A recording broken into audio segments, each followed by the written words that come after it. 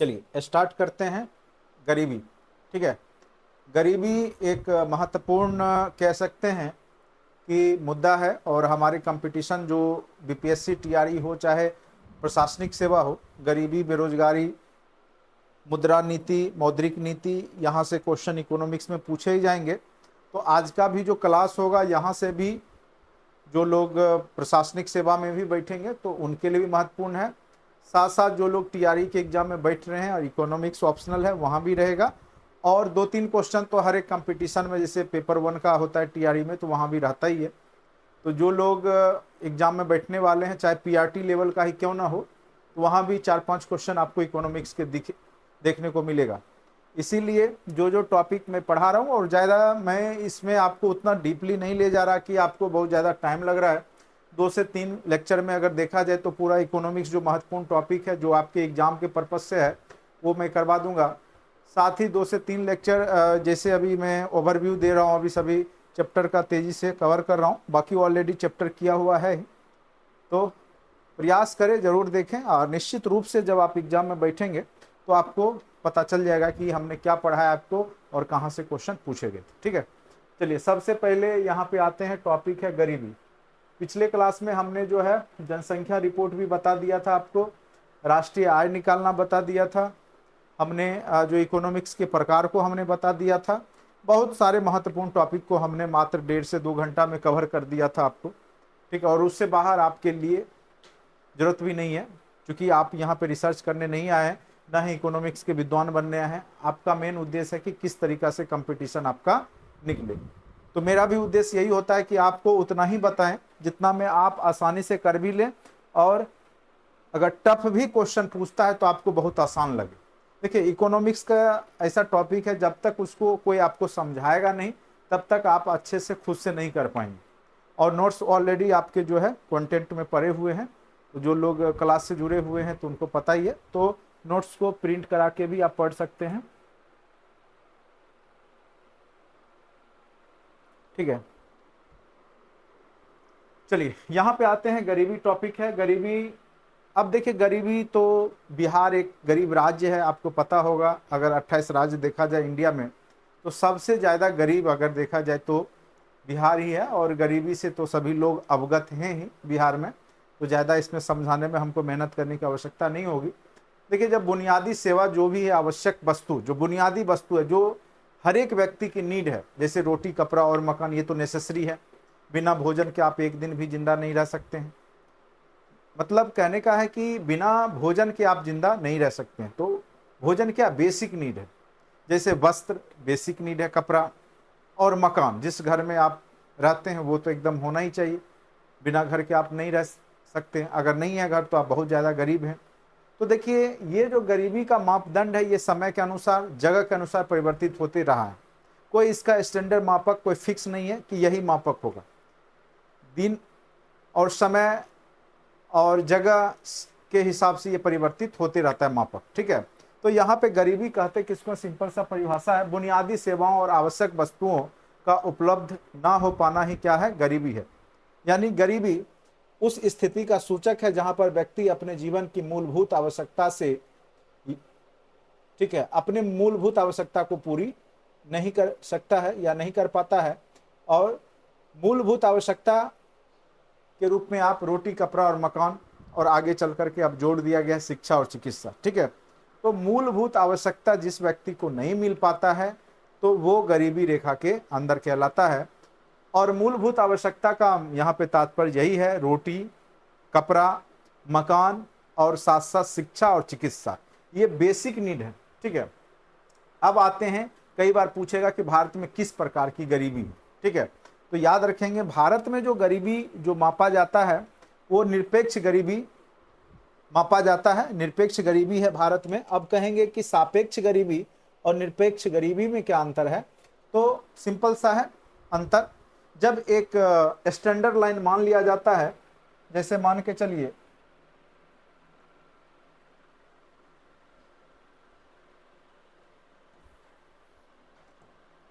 ठीक है, एक स्टैंडर्ड मान लिया, जैसे विश्व बैंक मानता है कि $1.9 से प्रति दिन, प्रति व्यक्ति जिसके पास आय नहीं है, इससे कम आय है, तो वो गरीबी रेखा के अंदर है। ठीक है, तो एक मापक होता है, तो हर एक देश का अपना अपना मापक होता है, जगह के हिसाब से होता है।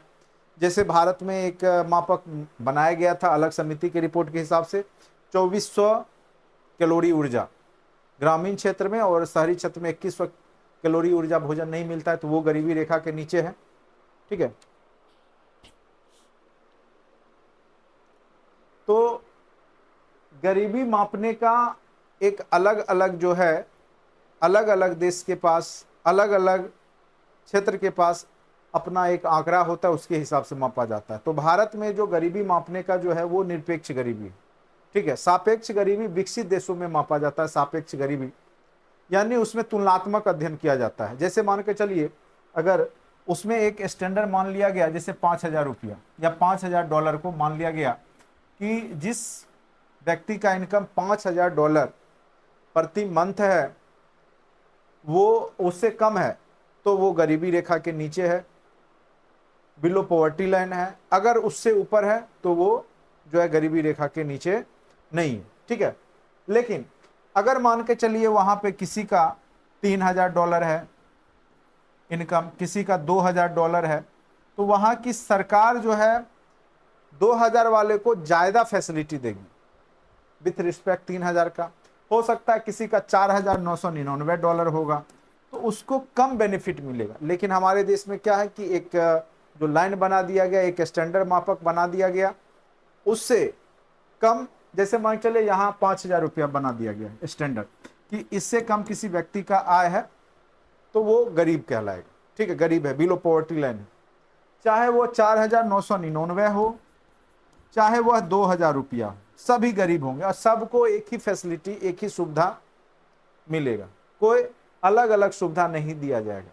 तो इस स्थिति में हम इसको बोलते हैं निरपेक्ष गरीबी, यानी तुलनात्मक अध्ययन नहीं होता है।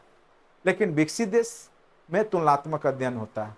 कहेंगे ऐसा क्यों होता है? चूंकि हमारी आबादी बहुत ज़्यादा है और हमारे आंकड़े, जो डाटा, जो जनसंख्या का जब जनगणना होता है या जो आंकड़ा दिया जाता है, तो लोगों के द्वारा सही आंकड़ा दिया भी नहीं जाता है। ठीक है, और साथ साथ इतनी बड़ी आबादी वाला देश है कि तुलनात्मक निकाल पाना बहुत मुश्किल काम है। तो इसीलिए हमारे देश में जो है सापेक्ष गरीबी मापना असंभव है। तो हम लोग निरपेक्ष गरीबी मापते हैं, एक स्टैंडर्ड लाइन ले लिया जाता है कि इतना इनकम से कम आय वाले लोग जो है गरीबी रेखा के नीचे हैं, और उसी के हिसाब से वहाँ पे सुविधाएं दी जाती है। खास करके विकासशील और अविकसित देश, जैसे अफ्रीकन देश वगैरह अविकसित हैं, चाहे भारत है, दक्षिण पूर्वी एशियाई देश, ये सब जो देश हैं विकासशील हैं, तो यहाँ पे क्या होगा कि निरपेक्ष गरीबी ही मापक होता है। भारत, नेपाल, बांग्लादेश यहाँ पे एग्जाम्पल दिया हुआ है। तो सापेक्ष और निरपेक्ष में आप समझ गए होंगे, अंतर बस इतना ही है सापेक्ष में कि तुलनात्मक अध्ययन होता है, गरीब है तो कितना गरीब है, तो उसके हिसाब से सरकार जो है, अभी पढ़ लें उसके बाद लास्ट में चर्चा कर लेंगे। ठीक है, 6 to 8 में 62 ओबीसी हिंदी है होगा, अरे सबका हो जाएगा, परेशान ना हो। ठीक है, इस बार बचे खुचे सबका हो जाएगा। हमारे क्लास से लगभग लोग का हो ही गया है, कुछ कम ही लोग बचे हुए, आप लोग का भी हो जाएगा, आने दीजिए, रिजल्ट हो ही जाएगा। ठीक है, बाकी आप लोग ज़रूर बताइए, अगर आपको फ़ायदा मिलता है हमारे क्लास से करने से तो आसपास के लोगों को ज़रूर बताइए। मैं आपको ना ही एडवर्टाइज या कुछ भी मैं नहीं करता हूँ, बस आप लोग के भरोसे ही मेरा जो है, जो भी मैं ऑनलाइन पढ़ा रहा हूँ, बस आप लोग के भरोसे। ठीक है, तो ज़रूर निश्चित रूप से बताइए, अगर अच्छा लगता है तब, नहीं अच्छा लगता है, अगर आपको फ़ायदा नहीं हुआ है तो बिल्कुल नहीं बताइए। ठीक है, चलिए, तो विकसित जो भी देश हैं वहाँ पे सापेक्ष गरीबी होता है, और जो भी विकासशील या अविकसित देश हैं वहाँ निरपेक्ष गरीबी मापक होता है। तो वही चीज़ यहाँ पे ट्री स्ट्रक्चर के माध्यम से समझाया गया है। यहाँ पे तुलनात्मक होता है सापेक्ष गरीबी में, और जो निरपेक्ष गरीबी है बुनियादी आवश्यकता को मापक माना जाता है। रोटी, कपड़ा, मकान, उसके हिसाब से एक बास्केट तैयार किया जाता है, उसके अंदर सारे जरूरत की चीज़ रखी जाती है, उसका मूल्य उसका निर्धारित किया जाता है कि कितना अभी महंगाई के हिसाब से इनकम एक परिवार का होना चाहिए, जिससे कि उसका भरण पोषण हो जाए। अगर उससे कम इनकम एक स्टैंडर्ड मान लिया जाता है, तो उससे कम होता है तो वो सारे लोग गरीब होते हैं, चाहे थोड़ा सा कम हो चाहे खूब ज़्यादा कम हो।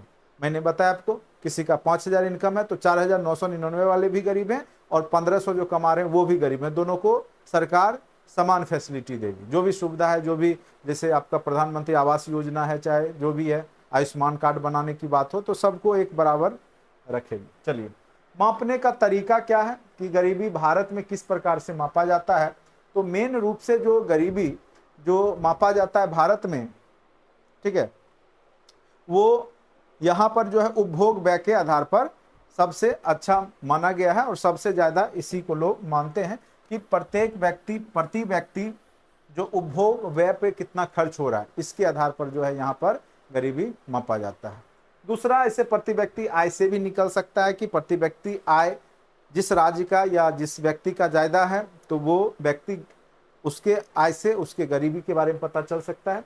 राष्ट्रीय आय राष्ट्र की आर्थिक वृद्धि का अथवा विपन्नता का सूचक होता है, ठीक है। तो राष्ट्रीय आय से भी पता चल जाए, राष्ट्रीय आय निकलेगा तभी हम प्रति व्यक्ति आय निकालते हैं, क्योंकि राष्ट्रीय आय में ही जनसंख्या, टोटल जनसंख्या से भाग दिया जाता है तो प्रति व्यक्ति आय निकलता है। तो ये सब आपके आधार हैं जिसके आधार पर गरीबी का मापन किया जा सकता है, ठीक है। तो उम्मीद करते हैं यहाँ पे आप लोग समझ गए होंगे कि गरीबी मापने के जो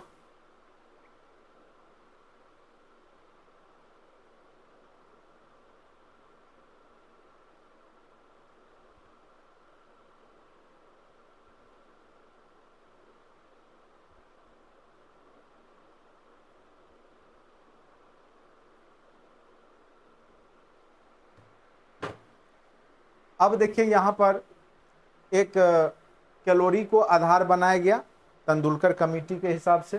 निर्धनता की मात्रा निर्धारित करने वाली संस्थाएं आपके देश में कौन कौन सी है उसके बारे में है। आपके देश में जैसे यहाँ पर सबसे पहले हम लोग जानेंगे जो अंतर्राष्ट्रीय स्तर पे कौन सी संस्था है जो कि गरीबी को मापती है और किस आधार पे मापती है। तो एक विश्व बैंक है, ठीक है, आपको पता होगा IMF एंड वर्ल्ड बैंक का जो स्थापना है ब्रेटन वुड्स सम्मेलन 1944 के तहत द्वितीय विश्व युद्ध के बाद किया गया था। तो ये भी अंतर्राष्ट्रीय स्तर पर जो आर्थिक विकास को देखता है कि किस प्रकार से वैश्विक स्तर पर विकास हो रहा है।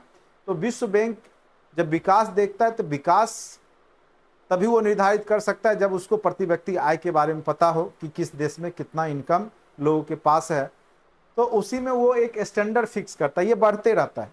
पहले 1.25 था, फिर 1.75 डॉलर हुआ, अभी जो है आपका 1.9 डॉलर है। कितना है? 1.9 डॉलर, यानी लगभग $2 प्रतिदिन प्रति व्यक्ति के हिसाब से, यानी $2 यानी 160 रुपया लगभग इंडियन करेंसी के हिसाब से प्रति व्यक्ति, यानी एवरेज परिवार का इनकम डेली जो है 800 रुपया होना चाहिए, ठीक है। कितना होना चाहिए? तो लगभग 800 रुपया प्रत्येक दिन, ठीक है।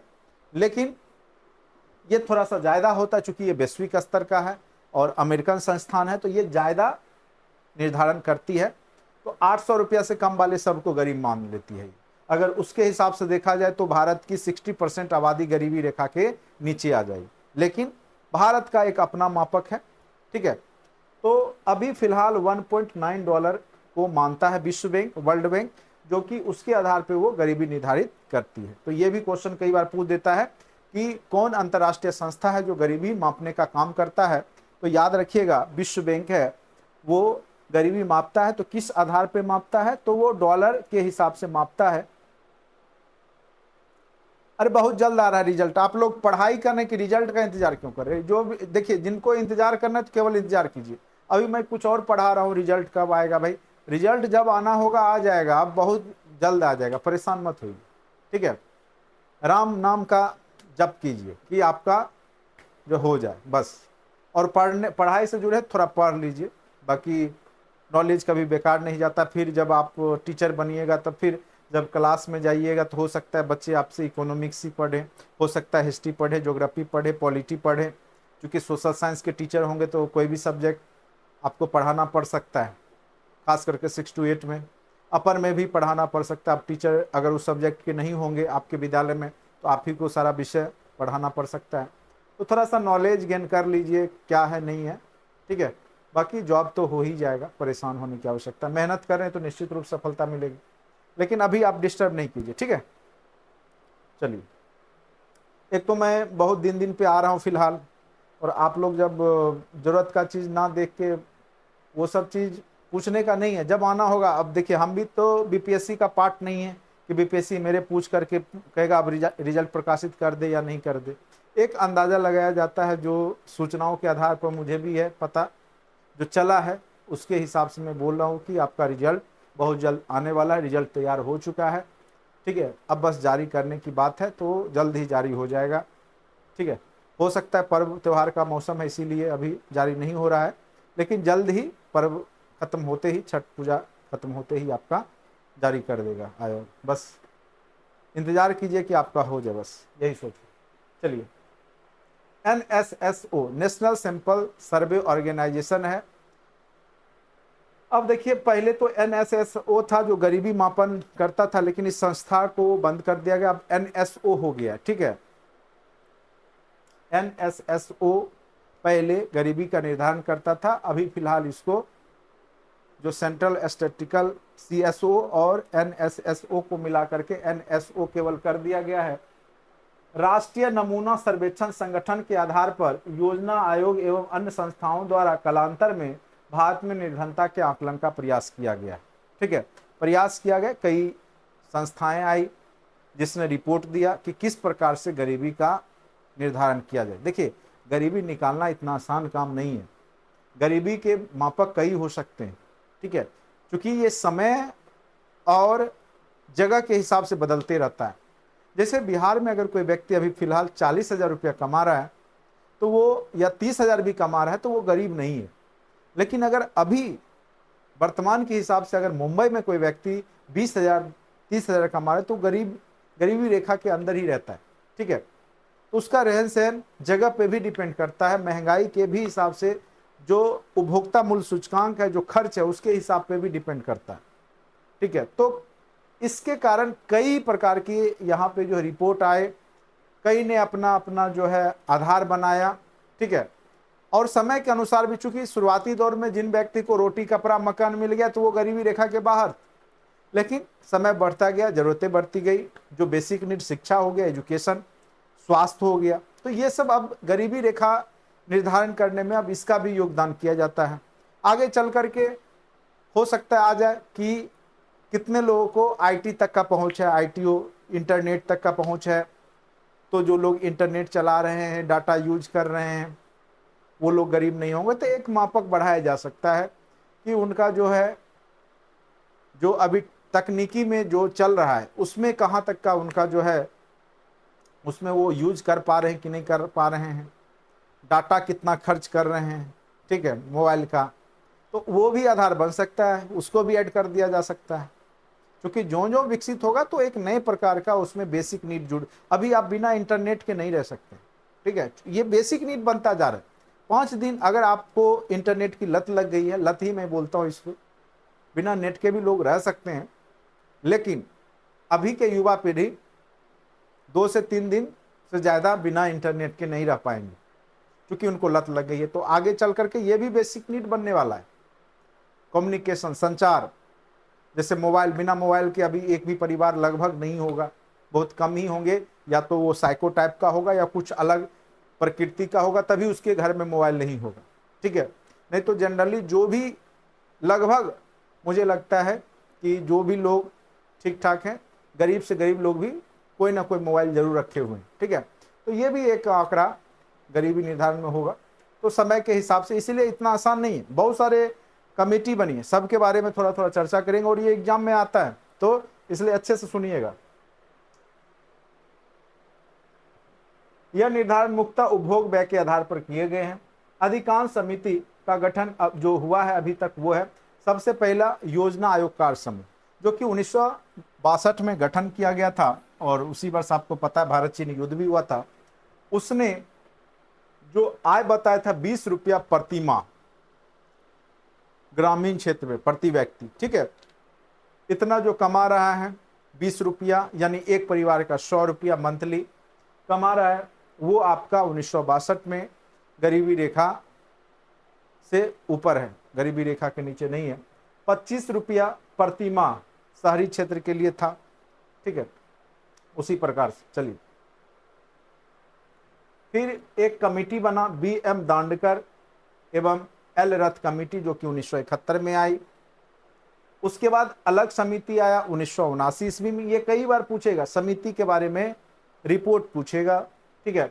तो इसने क्या किया था कि एक बास्केट बना दिया, उसमें बहुत सारे प्रोडक्ट को रखा और उसके आधार पर उसने जो है गरीबी का निर्धारण किया, ठीक है। फिर अलग समिति आया, तो इसने क्या किया कि एक जो ऊर्जा हम लोग लेते हैं, उपभोग करते हैं भोजन का, जैसे अगर कोई व्यक्ति 2400 कैलोरी प्रति व्यक्ति प्रतिदिन ग्रामीण क्षेत्र में भोजन ले रहा है तो वो गरीब नहीं है, ठीक है। और शहरी क्षेत्र में 2100 कैलोरी अगर भोजन ले रहा है तो वो गरीब नहीं है। यानी भोजन को एक स्टैंडर्ड माना। तो भोजन में अब केवल भोजन ही नहीं बल्कि अब इसमें प्रोटीन की भी मात्रा जोड़ दिया गया है। वसा कितना ले रहा है, प्रोटीन कितना ले रहा है, तो वो समय के हिसाब से बदलते गया। लेकिन जो अलग समिति था उसके हिसाब से कई बार पूछ देगा कि ग्रामीण क्षेत्रों के लिए कितना कैलोरी भोजन चाहिए गरीबी रेखा के लिए निर्धारण के लिए 2400 कैलोरी, शहरी क्षेत्र के लिए 2100। ये अलग समिति 1979 में जो रिपोर्ट किया उसके हिसाब से। फिर आपका है आपका लकड़वाला समिति, जो कि 1993 में आई। लकड़वाला समिति कई बार पूछा है क्या चीज से संबंधित है, तो गरीबी निर्धारण से संबंधित है। ग्रामीण क्षेत्रों में कृषि श्रमिक उपभोक्ता मूल्य सूचकांक बनाया। देखिए, शहर का एक अपना नीड है और ग्रामीण जो मजदूर हैं उसका एक अपना नीड है। क्योंकि वहां पर कृषि से संबंधित जुड़े हुए कार्य होते हैं तो उनका जो खर्च होगा वो उसके हिसाब से होगा। और जो शहर के जो मजदूर होंगे, जो शहर में जाके काम करेंगे, उनका रूम रेट, उनका जो खर्चा होगा अलग होगा। तो यहाँ पे जो औद्योगिक श्रमिक उपभोक्ता मूल्य सूचकांक एक बास्केट बनाया गया, उसमें जो दैनिक जो यूज का चीज है कितना महंगा सबको रख दिया गया, उसके मूल्य को जोड़ करके एक स्टैंडर्ड मान करके वो निर्धारित किया गया, ठीक है। तो यहाँ पर शहरी क्षेत्र के लिए अलग बनाया गया और कृषि के श्रमिक जो मजदूर है उनके लिए अलग बनाई, यानी गांव के लिए अलग, ग्रामीण क्षेत्र के लिए अलग निर्धारण किया गया और शहर के लिए अलग निर्धारण किया गया। तो लकड़वाला समिति गरीबी निर्धारण के लिए बना था 1993 में। ये क्वेश्चन पूछ सकता है। ये सिंपल सा पूछता है कि इनमें से कौन सी समिति जो है या गरीबी निर्धारण की इनमें से कौन सी समिति है, तो ऑप्शन दे देगा, तो याद रखिएगा। उसके बाद आपका तेंदुलकर कमेटी आई, वो 2009 में। कई लोग क्रिकेट मार के आ जाते हैं, अगर पूछ देता है एग्जाम में तेंदुलकर कमेटी क्या चीज से संबंधित है तो क्रिकेट लगा के आ जाते हैं, जो कि गलत हो जाता है, ठीक है। तो तेंदुलकर जो कमेटी है वो आपका गरीबी को निर्धारण करने में मदद करता है, वही रिपोर्ट के हिसाब से। यानी ये इन्होंने बताया कि जो शहर में 1000 प्रतिमाह कमा रहा है प्रति व्यक्ति के हिसाब से, यानी 33 रुपये प्रतिदिन के हिसाब से जो व्यक्ति कमा रहा है शहर में। अब कहिए 33 रुपये वाला गरीब, 33 रुपये में क्या होता है? देखिए, ये 33 रुपया जो है वो आपका एक व्यक्ति का है, चूंकि एक परिवार का इनकम। देखिए हमारे देश में क्या है कि एक कमाने वाला होता है परिवार में और कम से कम एवरेज 5 लोग खाने वाले होते हैं। तो 33 पचे जोड़ लीजिए, ठीक है, तो लगभग 160 रुपया से प्लस ही होगा, ठीक है। और यहाँ पर 1000 रुपया प्रतिमाह है, तो उसी को अगर आप 30 से 33 को अगर 30 से गुना कर दिए, मंथ का है ये एक व्यक्ति का, तो एवरेज एक परिवार में 5 लोग होते हैं, तो 5000 रुपया से अगर कम कमा रहा है कोई परिवार, या अगर उसके परिवार में 6 लोग हैं तो 6000 से कम कमा रहा है, तो वो गरीबी रेखा के नीचे है, ठीक है। तो ये एक आधार होता है, 1000 जो रुपया है वो प्रति व्यक्ति है, ठीक है। ये नहीं सोचेगा 1000 में कोई कैसे रह लेगा, ये एक व्यक्ति का है। यानी अगर 6 व्यक्ति का परिवार है तो 6000 इनकम होना चाहिए। ये वो भी कब, तो 2009 की बात है, अभी नहीं, अभी बढ़ चुका है। ग्रामीण क्षेत्र में 816 रुपया, 27 रुपया 20 पैसा के हिसाब से। और उस समय जो इसने तेंदुलकर रिपोर्ट दिया था उसने बताया था कि 21.9% लोग क्या है भारत में गरीब हैं। तो कई बार पूछेगा कि तेंदुलकर कमेटी का जब रिपोर्ट आया तो उसने कितना प्रतिशत लोगों को गरीबी रेखा के नीचे माना, तो उसने जो है 21.9% लोगों को गरीबी रेखा के नीचे माना। ये सब डाटा पूछता है, इसीलिए हमने केवल डाटा ही यहाँ पे रखा है जो पूछता है। बाकी बुक में आप देखेंगे बहुत सारा डाटा है, तो ज़्यादा माथापच्ची करने की आवश्यकता नहीं है। आप यहाँ विद्वान बनने नहीं आए हैं इकोनॉमिक्स का, आपको कंपटीशन निकालना है, बीपीएससी का, टीआरई का एग्जाम निकालना है। तो आसानी से जो भी समझ में आता है उसको अच्छे से बस मैं समझाने का प्रयास कर रहा हूँ, आप लोग समझ रहे होंगे। उसको देख लीजिए, सुन लीजिए, बस इतना करके जाइए। इकोनॉमिक्स का कोई क्वेश्चन 2 से 3 लेक्चर में लूंगा, इकोनॉमिक्स का 1 लेक्चर ले चुका हूं, 2 मैक्सिमम और लूंगा। आज 1 हो गया, 1 और लूंगा। 3 लेक्चर अगर आप देख के जाते हैं, मैं गारंटी के साथ बोलता हूं कि टीआरई में आपका ऑप्शनल भी अगर इकोनॉमिक्स का होगा तो उससे इससे बाहर नहीं पूछता है कुछ। हमने सारे टॉपिक को कवर कर रखा है। प्रशासनिक सेवा में भी कॉन्सेप्ट यही होगा, इसी में हो सकता है थोड़ा बहुत आगे पीछे करके पूछ दे, वो अलग बात है, लेकिन इससे ज्यादा वो नहीं जाता है, क्योंकि वो भी एक अधिकारी बना रहा है, वहां पे इकोनॉमिक्स का रिसर्च थोड़े आपसे करवाएगा। तो बेसिक, और आपका प्री क्यों होता है कि आप में बेसिक समझ होना चाहिए, आप में बेसिक समझ है कि नहीं है, और मेन एग्जाम मेंस होता है। तो प्री को ज्यादा ये नहीं सोचना है, प्री में बस वही क्वेश्चन पूछे जाएंगे जो आपके बेसिक कॉन्सेप्ट से संबंधित होते हैं। बहुत लोग क्या करते हैं, रिसर्च करने लगते हैं। इकोनॉमिक्स ही है तो अब पूरा जो है 10 बुक से पढ़ रहे हैं, ठीक है, तो वो बैठे रह जाते हैं, जीवन भर जो है वो बैठे रह जाएगा, उनका कोई जॉब नहीं होगा। तो तरीका है कि कहाँ क्या पढ़ना है, कितना चीज पढ़ना है। टीआरई में बस 3 लेक्चर कर लीजिए ना इकोनॉमिक्स का, उससे बाहर 2-3 क्वेश्चन जो भी होगा, या ऑप्शनल भी होगा 40, उससे बाहर नहीं रहता। तो अच्छे से समझिएगा। 21.9 ये किसने बताया था? तेंदुलकर कमेटी। कई बार पूछेगा तेंदुलकर समिति क्या चीज से संबंधित है, कब आया? तो 2009 में आया, और ये संबंधित है आपके गरीबी निर्धारण से, जिसने शहरी क्षेत्र के लिए 1000 निर्धारित किया प्रति माह प्रति व्यक्ति, और ग्रामीण क्षेत्र में निर्धारित किया 816 रुपया प्रति माह प्रति व्यक्ति, ठीक है। उसके बाद आते हैं सी रंगराजन समिति, 2014 में इसने रिपोर्ट दिया, और इसने 140 रुपया प्रति व्यक्ति प्रति माह, ठीक है, और 47 रुपया, ये यहाँ पे सॉरी 1400 रुपया होगा, 1400 रुपया, ठीक है, 1400 रुपया प्रति माह और 47 रुपया प्रतिदिन के हिसाब से, ठीक है। अगर आप 47 को 30 से गुना कीजिएगा तो लगभग हो जाएगा, ठीक है। तो 1400 रुपया शहरी क्षेत्र के लिए माना प्रति व्यक्ति, और ग्रामीण क्षेत्र के लिए 982 रुपया, लगभग 1000 मानिए ग्रामीण क्षेत्र के लोग। तो इसने थोड़ा सा ऊपर बढ़ाया, चूंकि महंगाई भी बढ़ी, वो 2009 का समय था, ये 2014 का समय है, अब तो और बढ़ गया होगा। उसके बाद इसने जो रिपोर्ट दिया, ये आश्चर्यजनक रिपोर्ट था, और जो पहले 21.9% गरीबी बताया गया तेंदुलकर कमेटी के हिसाब से, और इसने जो दिया, इसने बताया कि भारत में 29.5% लोग गरीब हैं। अब सरकार को सदमा लग गया। सदमा इसलिए लग गया कि गरीबी घटनी चाहिए, हमने बहुत सारे विकासात्मक कार्य किए हैं, लेकिन गरीबी तो बढ़ गया, इससे सरकार को हानि हो सकती थी रिपोर्ट से। उसके बाद सरकार ने ये रिपोर्ट, एनएसएसओ के द्वारा जो रिपोर्ट जारी किया जा रहा था, उसको बंद करवा दिया, ठीक है। तो 29.5% रिपोर्ट जो है इसने बताया था, जबकि ये आंकड़े भी मेरे हिसाब से या अर्थशास्त्रियों के हिसाब से गलत। भारत की अगर गरीबी रेखा से नीचे निर्धारण किया जाए अभी वर्तमान में, तो कम से कम 45% आबादी, 40 to 45% आबादी जो है वो गरीबी रेखा के नीचे हो, ठीक है। 32 रुपया प्रति व्यक्ति प्रतिदिन। चलिए हम आंकड़ा ही मानते हैं, इसी आंकड़ा को के हिसाब से चलते हैं। तो सी रंगराजन रिपोर्ट लगभग 30% लोगों को देश में गरीब बताया है, जो कि गरीबी रेखा के नीचे हैं, ठीक है। तो यही सब क्वेश्चन कमेटी से पूछेगा तो पूछ सकता है। अब देखिए गरीबी के क्या कारण है, अब मेंस जब राइटिंग करते हैं तो उसमें ये सब कारण पूछता है कि, और गरीबी बेरोजगारी तो हिट लिस्टेड टॉपिक है, और खास करके बिहार में, तो ये सब हम लोग डिस्कशन उसमें करते हैं। इसे हम आपको थोड़ा थोड़ा 1-1 सेकंड का बता दें।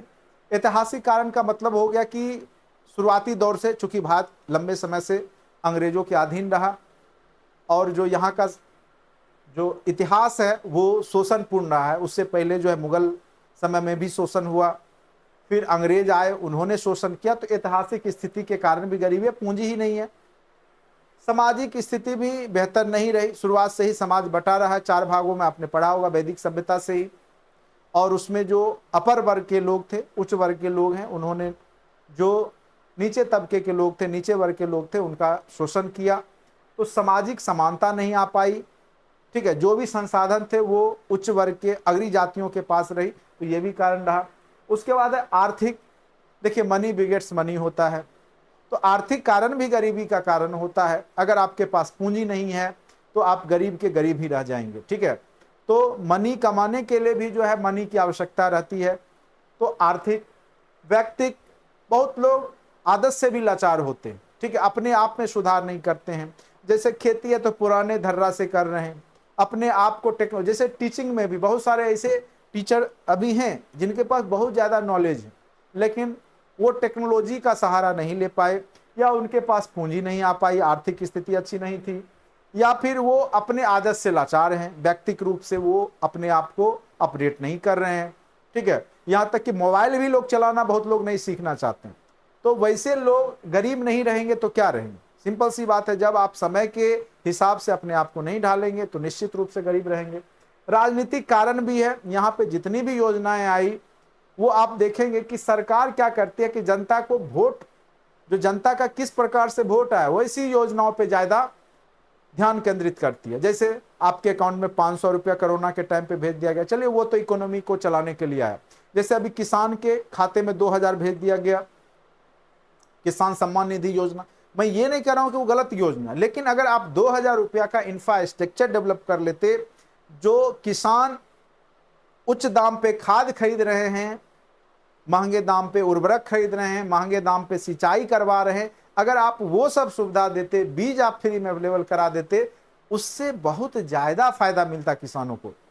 लेकिन किसान लोग को भी लगता है कि 2000 रुपया आया, इस सरकार ने दिया, लेकिन ये नहीं देख रहे हैं कि उसके कारण फिर उन्हीं को उच्च दामों पे उर्वरक खरीदना हो रहा है, उच्च दाम पे बीजों को खरीदना हो रहा है, उच्च दाम पे जो है लेबर मजदूरी जो भी है वो कॉस्ट लग रहा है। तो कहीं ना कहीं यहाँ पे जो है आपका राजनीतिक कारण होता है कि हम लोग, आप लोग बस तत्कालिक क्षण, जो भंगुर लाभ है, जो छोटा लाभ है, उसी में हम लोग ध्यान आकृष्ट होते हैं। और जो बड़ी बड़ी योजनाएं हैं, लंबे समय वाली योजनाएं हैं जो सरकार चलाती, तो उससे गरीबी दूर होता है, तो उस पर सरकार ध्यान नहीं देती है। तो राजनीतिक कारण भी है गरीबी का। फिर अब प्राकृतिक कारण में बाढ़ और सुखाड़ तो आते ही रहता है। बिहार में, उत्तरी बिहार जो है बाढ़ से प्रभावित है, वहीं दक्षिण बिहार में सुखाड़ पड़ते रहता है। तो ये सब है कृषि की जलवायु। और आपको पता ही है भारत में जो कृषि है, जो भारत की जलवायु है, उस पर बहुत ज़्यादा कारक प्रभावित होते। कभी खूब वर्षा हो जाएगा, अल नीनो का प्रभाव हुआ तो वर्षा ही नहीं होगा, कभी वर्षा नहीं हुआ, कभी बहुत ज़्यादा वर्षा हो गया, ठीक है, बाढ़ आ गया, बेमौसम वर्षा हो गया। तो ये सब जलवायु के कारण भी होता है। आपदा, आपदा मेन रूप से तो बिहार में बाढ़ ही आती है, और दूसरी आपदा या सुखाड़ पड़ गया, तो ये हो गया। चलिए ये सब अब चर्चा ज़्यादा नहीं करेंगे, ये सब मेंस का चीज़ है।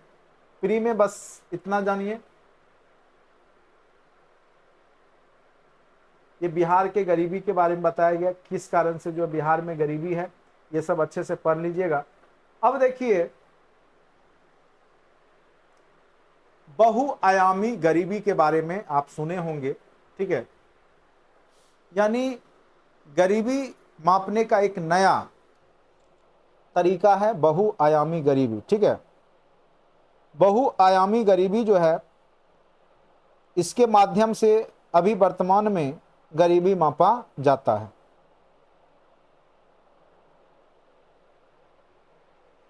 और ये जो रिपोर्ट है आपका, ये मुझे लगता है थोड़ा सा पुराना डाटा है।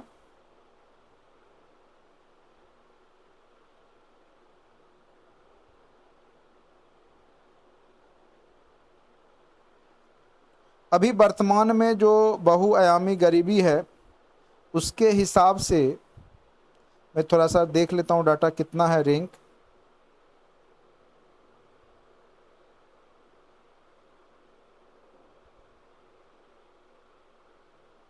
चूंकि ये बदलते रहता है।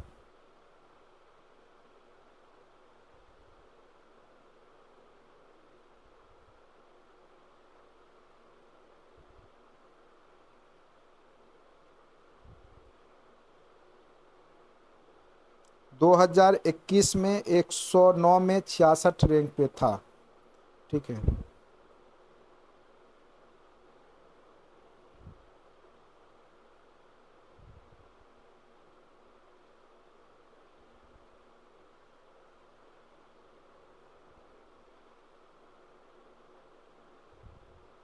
इसमें हर एक चीज़ के बारे में देखा जाता है कि आपका कितना संपत्ति है, आवास की स्थिति क्या है, पेयजल की सुविधा कितनी है, स्कूली शिक्षा किस स्तर पे मिल रहा है। इसीलिए इसको बहुआयामी गरीबी कहा जाता है। बहुत सारे आयाम को इसमें देखा जाता है।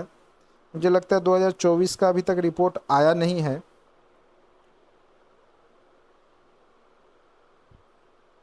दो 2023 का देख लेते हैं। चलिए, 111वें स्थान पे 2023 में था 125 देशों में। ठीक है, 125 देशों में 111वें स्थान पे था भारत, 2023 का रिपोर्ट। ठीक है, अभी ये आया नहीं है नया वाला रिपोर्ट, तो ये याद रखिए, ये भी अपडेट होते रहता है, तो इसको अपडेट कर लीजिएगा। तो बहुआयामी गरीबी में भारत का रैंक 125 देशों में 111वें स्थान पर। आप सोच सकते हैं बहुत कम ही देश हैं जो आपसे ज़्यादा गरीब हैं। ठीक है, वो भी अफ्रीकन कंट्री होंगे। बाकी लोग हम लोगों से ज़्यादा ही विकसित, अमीर हैं। 111वां रैंक है 2023 के आंकड़ा के हिसाब से 125 देशों में। आप सोच सकते हैं। भारत में नीति आयोग बहुआयामी गरीबी, ये भी पूछेगा कि बहुआयामी गरीबी को कौन जारी करता है, तो नीति आयोग करता है। National institution for transforming India, जिसकी स्थापना 2015 में हुई, प्रधानमंत्री इसके अध्यक्ष होते हैं। ठीक है, तो ये भी क्वेश्चन पूछेगा बहुआयामी गरीबी क्या होता है। तो सिंपल सी बात है, बहुत सारे आयाम को लेकर के, जीवन प्रत्याशा क्या है, स्वास्थ्य की सुविधा कितना है, शिक्षा का स्तर क्या है, पेयजल की सुविधा है कि नहीं है, सतत जो विकास लक्ष्य है, ठीक है, उसके हिसाब से जो 17 आधार है उस पे ये रैंक जारी किया जाता है। भारत में नीति आयोग बहुआयामी गरीबी सूचकांक जारी करता है। इसके अतिरिक्त सरकार द्वारा सामाजिक असमानता दूर करने के लिए समाज के सभी वर्गों को मुख्य धारा से जोड़ने के लिए बहुत सारे कार्यक्रम चलाए गए हैं, और इसमें सबसे ज़्यादा महत्वपूर्ण कार्यक्रम आपका पूछता है तो वो है आपका मनरेगा। इसने एक कह सकते हैं कि मनरेगा ने भारतीय गरीबी को दूर करने में बहुत बड़ा भूमिका निभाया है। और मनरेगा की स्थापना 2006 में हुई थी, 2 फरवरी 2006 को, लेकिन पहले नाम था नरेगा। ठीक है, national rural employment guarantee act, यानी राष्ट्रीय ग्रामीण रोजगार अधिनियम, जिसके तहत 100 दिनों का रोजगार दिया जाता है। ठीक है, कम से कम 100 दिन, साल में 100 दिन का रोजगार दिया जाता है। 2009 में 2 अक्टूबर को इसी का नाम महात्मा गांधी, उसमें बस जोड़ दिया गया। तो एमजी जो है वो एमजी मनरेगा जो हो गया, तो MG for Mahatma Gandhi national rural employment guarantee act, चूंकि गांधी जी का ही सपना था विकेंद्रीकरण का, कि गांव के लोगों को काम मिले।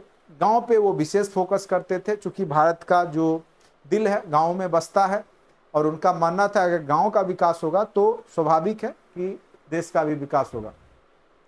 फिर प्रधानमंत्री कौशल विकास योजना के माध्यम से जो है कौशल विकास, आप लोग देखे होंगे, ट्रेनिंग दिया जाता है, स्किल सिखाया जाता है। जो जनसंख्या है उसको मानव संसाधन में बदलने का प्रयास किया जा रहा है। जनसंख्या तब तक हानिकारक है जब तक कि वह मानव संसाधन नहीं बनता है, नहीं तो जनसंख्या हानिकारक नहीं है। ठीक है, बहुत सारे जनसंख्या वाले देश हैं, विकसित हैं, जैसे जापान है, वहाँ की भी जनसंख्या बहुत ज़्यादा है।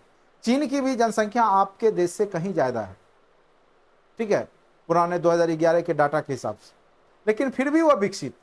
तो जनसंख्या विकसित होने में बाधक नहीं है। कई बार हम लोग उसकी आलोचना करते हैं, इसलिए आलोचना हो जाता है कि हमारे यहाँ जनसंख्या एक भीड़ का रूप ले रहा है, हम उसको मानव संसाधन में नहीं बदल पा रहे हैं। अगर सरकार स्किल के लिए काम कर रही है, कौशल विकास योजना ला रही है, तो वो जमीनी स्तर पे उतने अच्छे से प्रभावी ढंग से वो काम नहीं हो पा रहा है। जिनको टेंडर मिलता है काम सिखाने का, वही स्किलफुल नहीं है। केवल कागजी काम हो जाता है कि कागज पे बच्चों को एडमिशन भी हो जाता है, बच्चे की ट्रेनिंग हो नहीं हो, उनको रोजगार मिले ना मिले उससे कोई मतलब नहीं रहता, बस दिखावा के लिए, और एक कह सकते हैं भ्रष्टाचार का एक माध्यम हो जाता है सरकारी पैसा को लेने का। ठीक है, तो अगर जमीनी स्तर पे अगर इस तरह के काम को नहीं देख रेख किया जाएगा ढंग से, तो ये स्थिति होगा। सरकार खर्च कर सकती है, सरकार प्रधानमंत्री कौशल विकास योजना के नाम पे करोड़ों का फंड देती है, लेकिन जमीनी स्तर पे ये उतने ढंग से प्रभावी ढंग से कार्य नहीं हो पा रहा। ठीक है, तो उस कारण से भी आपके यहाँ जो है जनसंख्या जो है वो मानव संसाधन में नहीं बदल रहा है। जनधन योजना आपको पता ही होगा, क्योंकि आपका जो सब्सिडी आपके खाता में चल जाए उसके लिए सरकार ने 2014 में जब नरेंद्र मोदी जी की सरकार आई थी तो उन्होंने जनधन योजना लाया, सबका खाता खोला गया। आयुष्मान भारत योजना के तहत आपको पता ही है आयुष्मान कार्ड बनाया गया, जिसमें असाध्य रोग के लिए उसमें कार्ड दिया जाता है, 5 लाख तक का इलाज इसमें किया जाता है। आवास योजना के तहत 1,20,000 रुपया दिया जाता है, आपको पता ही होगा। एक राष्ट्र एक राशन कार्ड योजना, अगर बिहार का व्यक्ति कोई दिल्ली भी चला गया रहने के लिए तो वहाँ भी उस कार्ड से वो अनाज वहाँ निकाल सकता है, ये बहुत बड़ी योजना है। तो ये सब योजनाओं के माध्यम से भारत में गरीबी दूर करने का प्रयास किया गया है। तो बहुत सारा जो स्कीम है वो क्या चीज से संबंधित है, कब आया, ये भी पूछ देता है। ठीक है, जैसे ये आपका हमने बताया मनरेगा, ये बार बार पूछेगा। ठीक है, उसके बाद आयुष्मान कार्ड वाला पूछ देगा 2018 से ये योजना आई है, तो ये सब पूछते रहता है। तो थोड़ा सा स्कीम जब हम पढ़ाएंगे सारा उस समय सारे को बताएंगे और भी अच्छे से। निवारण के क्या उपाय, न्यू आर्थिक जो सोच है वो होनी चाहिए, उद्योग धंधों का विकास होना चाहिए, नए नए जैसे आपका स्किल तो होना ही चाहिए, स्किल का ट्रेनिंग तो दिया ही जा रहा है। स्टार्टअप इंडिया आया था, ठीक है, मेक इन इंडिया, तो ये सब जो योजना था, मुद्रा योजना है, रोजगार करने के लिए दिया गया था, महिलाओं को अभी भी दिया जाता है मुद्रा योजना के माध्यम से। तो ये सब औद्योगिकीकरण करने के लिए जो उपाय किया जा रहा है, ये सब इससे गरीबी निवारण होगा। हरित क्रांति आपको पता होगा 1966 से 69 के दशक में जो हाइब्रिड बीज का प्रयोग, सिंचाई और उर्वरक के प्रयोग से जो फसलों के पैदावार में वृद्धि की गई, तो ये हरित क्रांति। फिर रोजगार सृजन के विभिन्न उपाय, जैसे आपको मनरेगा वगैरह हो गया। सामाजिक सुरक्षा योजना के तहत जैसे पेंशन वगैरह दिया जाता है, जो लाचार लोग हैं, विकलांग लोग, उनको भी पेंशन दिया जाता है, विधवाओं को दिया जाता है, वृद्ध लोगों को दिया जाता है, ये सब हो गया। फसल सुरक्षा योजना जो है, फसल बीमा अभी चल रहा है। कृषि में सुधार किया जा रहा है, कृषि में जो वहाँ का जो है मृदा कार्ड बनाया जाता है, मिट्टी का कार्ड, किस प्रकार की मिट्टी में किस प्रकार का फसल होगा, ठीक है, ये सब पे ध्यान दिया जा रहा है। प्राकृतिक संसाधन है उसका सदुपयोग हो, व्यर्थ में उसका जो है बर्बादी ना हो। विकास की मानसिकता को अपनाना, ये भी गरीबी का, कई लोग जो होते आदत से लाचार होते हैं, वो अपने आप को डेवलप नहीं करते हैं, तो ये भी होता है। और उच्च शिक्षा कौशल का विकास किया जा रहा है, बीपीओ केपीओ आदि के बल दिया जा रहा है। चूंकि हमारा देश जो है मानव संसाधन वाला है, चूंकि यहाँ आबादी बहुत ज़्यादा है, तो हम उसको स्किल कर सकते हैं, उसको कम्युनिकेशन स्किल सिखा सकते हैं, कम से कम वो बोल तो सकता है, बात तो कर सकता है। तो बीपीओ में तो केवल बात करना है, ठीक है, लोगों से जो भी उसकी समस्या दूर करना है। तो इन सब क्षेत्र पे काम किया जा रहा है जो है गरीबी दूर करने के लिए।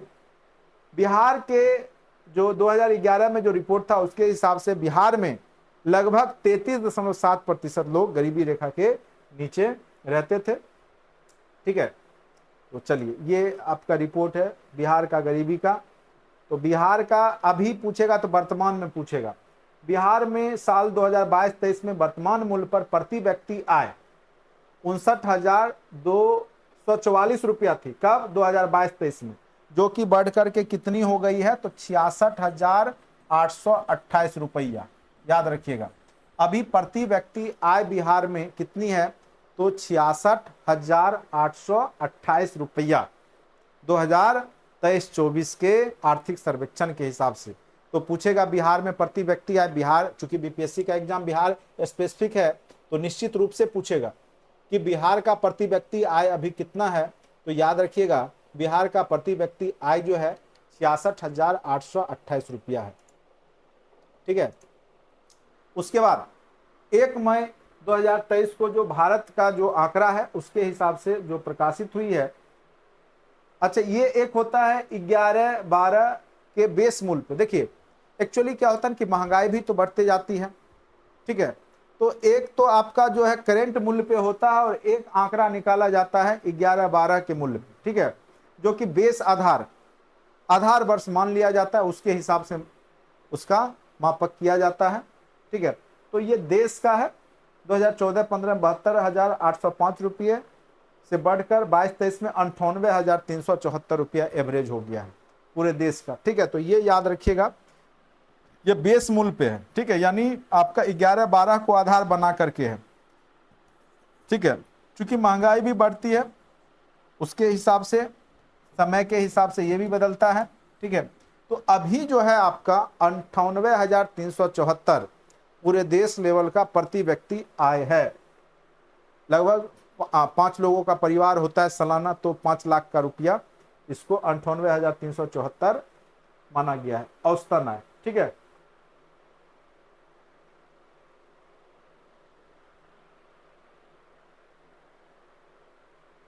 जो कि 72,805 रुपया था, 35.12 के प्रतिशत से बढ़ करके 98। हाँ, तो ये बस याद रखिएगा, 98,374 देश का है, वही बिहार का 66,828 है।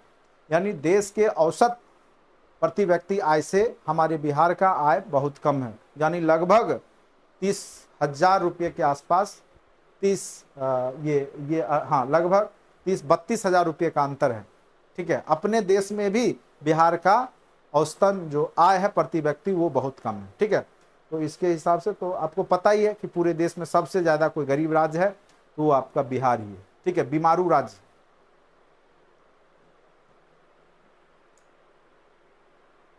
अटल पेंशन योजना के माध्यम से ये कब आया, तो 2015 में एक पेंशन जो असंगठित क्षेत्र के मजदूर हैं, जैसे कोई सरकारी नौकरी में है तो उसको तो पेंशन जो भी है, न्यू पेंशन स्कीम है, यूपीएस है, उसके माध्यम से, या ईपीएफ करता है उसके माध्यम से मिलेगा ही। लेकिन जो असंगठित क्षेत्र के मजदूर हैं, दिहाड़ी करते हैं, तो उनके लिए भी एक सरकार ने योजना लाया था, अटल पेंशन योजना, जो 2015 में आया था। उसके बाद प्रधानमंत्री सुरक्षा बीमा योजना है, जिसके तहत 12 रुपये प्रति वर्ष अंशदान देना होता है, जिसमें अगर कोई विकलांगता आ जाती है तो उसमें 25,000 रुपया, या मृत्यु हो जाती है तो 2 लाख रुपया दिया जाता है। तो ये सब है योजना। चलिए, ये सब आपके लिए उतना इंपॉर्टेंट नहीं है। उसके बाद ये आपका आयुष्मान भारत योजना के बारे में जान ही रहे हैं कि 50 करोड़ लोगों को टारगेट, जिसमें कि 32-33 करोड़ लोगों का जो है आयुष्मान कार्ड बन चुका है। सबसे ज़्यादा यूपी में बना है। ये भी क्वेश्चन पूछ सकता है, आयुष्मान कार्ड अभी तक कितना लगभग जारी हो गया है, याद रखिएगा 32 करोड़ का, लेकिन 50 करोड़ का लक्ष्य है। ठीक है, जिसमें कि 5 लाख, 50 लाख लिखा हुआ, 5 लाख तक का है। ठीक है, और साथ 5 लाख तक का गरीबी रेखा से जो नीचे 5 लाख तक का स्वास्थ्य बीमा है। ठीक है, 5 लाख रुपया, उसमें अगर कोई भी असाध्य रोग होता है तो सरकार 5 लाख तक का मदद करेगी। ठीक है, चलिए, एक व्यय बंधन योजना है, जिसमें कि वृद्ध लोगों को अगर निवेश करते हैं, 60+ आयु है, तो उनको 10,000 रुपया तक का पेंशन दिया जाएगा, 15 लाख का अगर वो निवेश करते हैं। अब है ये राष्ट्रीय ग्रामीण आजीविका मिशन, ये सब आपके लिए इंपॉर्टेंट नहीं है। ठीक है, चलिए, मनरेगा के बारे में नोट्स में दिया हुआ है। मेन रूप हमने आपको मेन चीज बता ही दिया कि अगर आप कोई व्यक्ति रजिस्टर्ड करता है तो 15 दिनों के अंदर उसको रोजगार दिया जाता है, 100 दिन का उसको काम मिलता है। और 2009 से ये मनरेगा बना है, पहले ये था नरेगा था। 2 फरवरी 2006 को आंध्र प्रदेश के बंदलापल्ली गांव से इसकी शुरुआत हुई। बहुत ही महत्वपूर्ण योजना, इसलिए हमने इसको बार बार चर्चा किया है। ठीक है, ये निश्चित रूप से बार बार पूछे जाते हैं, इसलिए हमने इसको चर्चा कर दिया। चलिए, तो गरीबी में आपका वही सब जो तथ्य हमने बताया, उससे ज़्यादा आपको नहीं पूछेगा। अब आते हैं बेरोजगारी। ठीक है, गरीबी है तो बेरोजगारी भी आएगी। तो बेरोजगारी क्या है कि जब कोई व्यक्ति काम करने का इच्छा रखता है, जो बाजार मूल्य है, ये नहीं कि उसका महंगा रेट होता है कि हमको कोई 1 लाख देगा तभी काम करेंगे, नहीं, जो बाजार का मूल्य है उस दर पे, उचित जो मूल्य है, जिस दर पे वो काम करने को तैयार रहता है लेकिन फिर भी उसको काम नहीं मिलता है, तो उस स्थिति को बेरोजगारी कहा जाता है। ठीक है,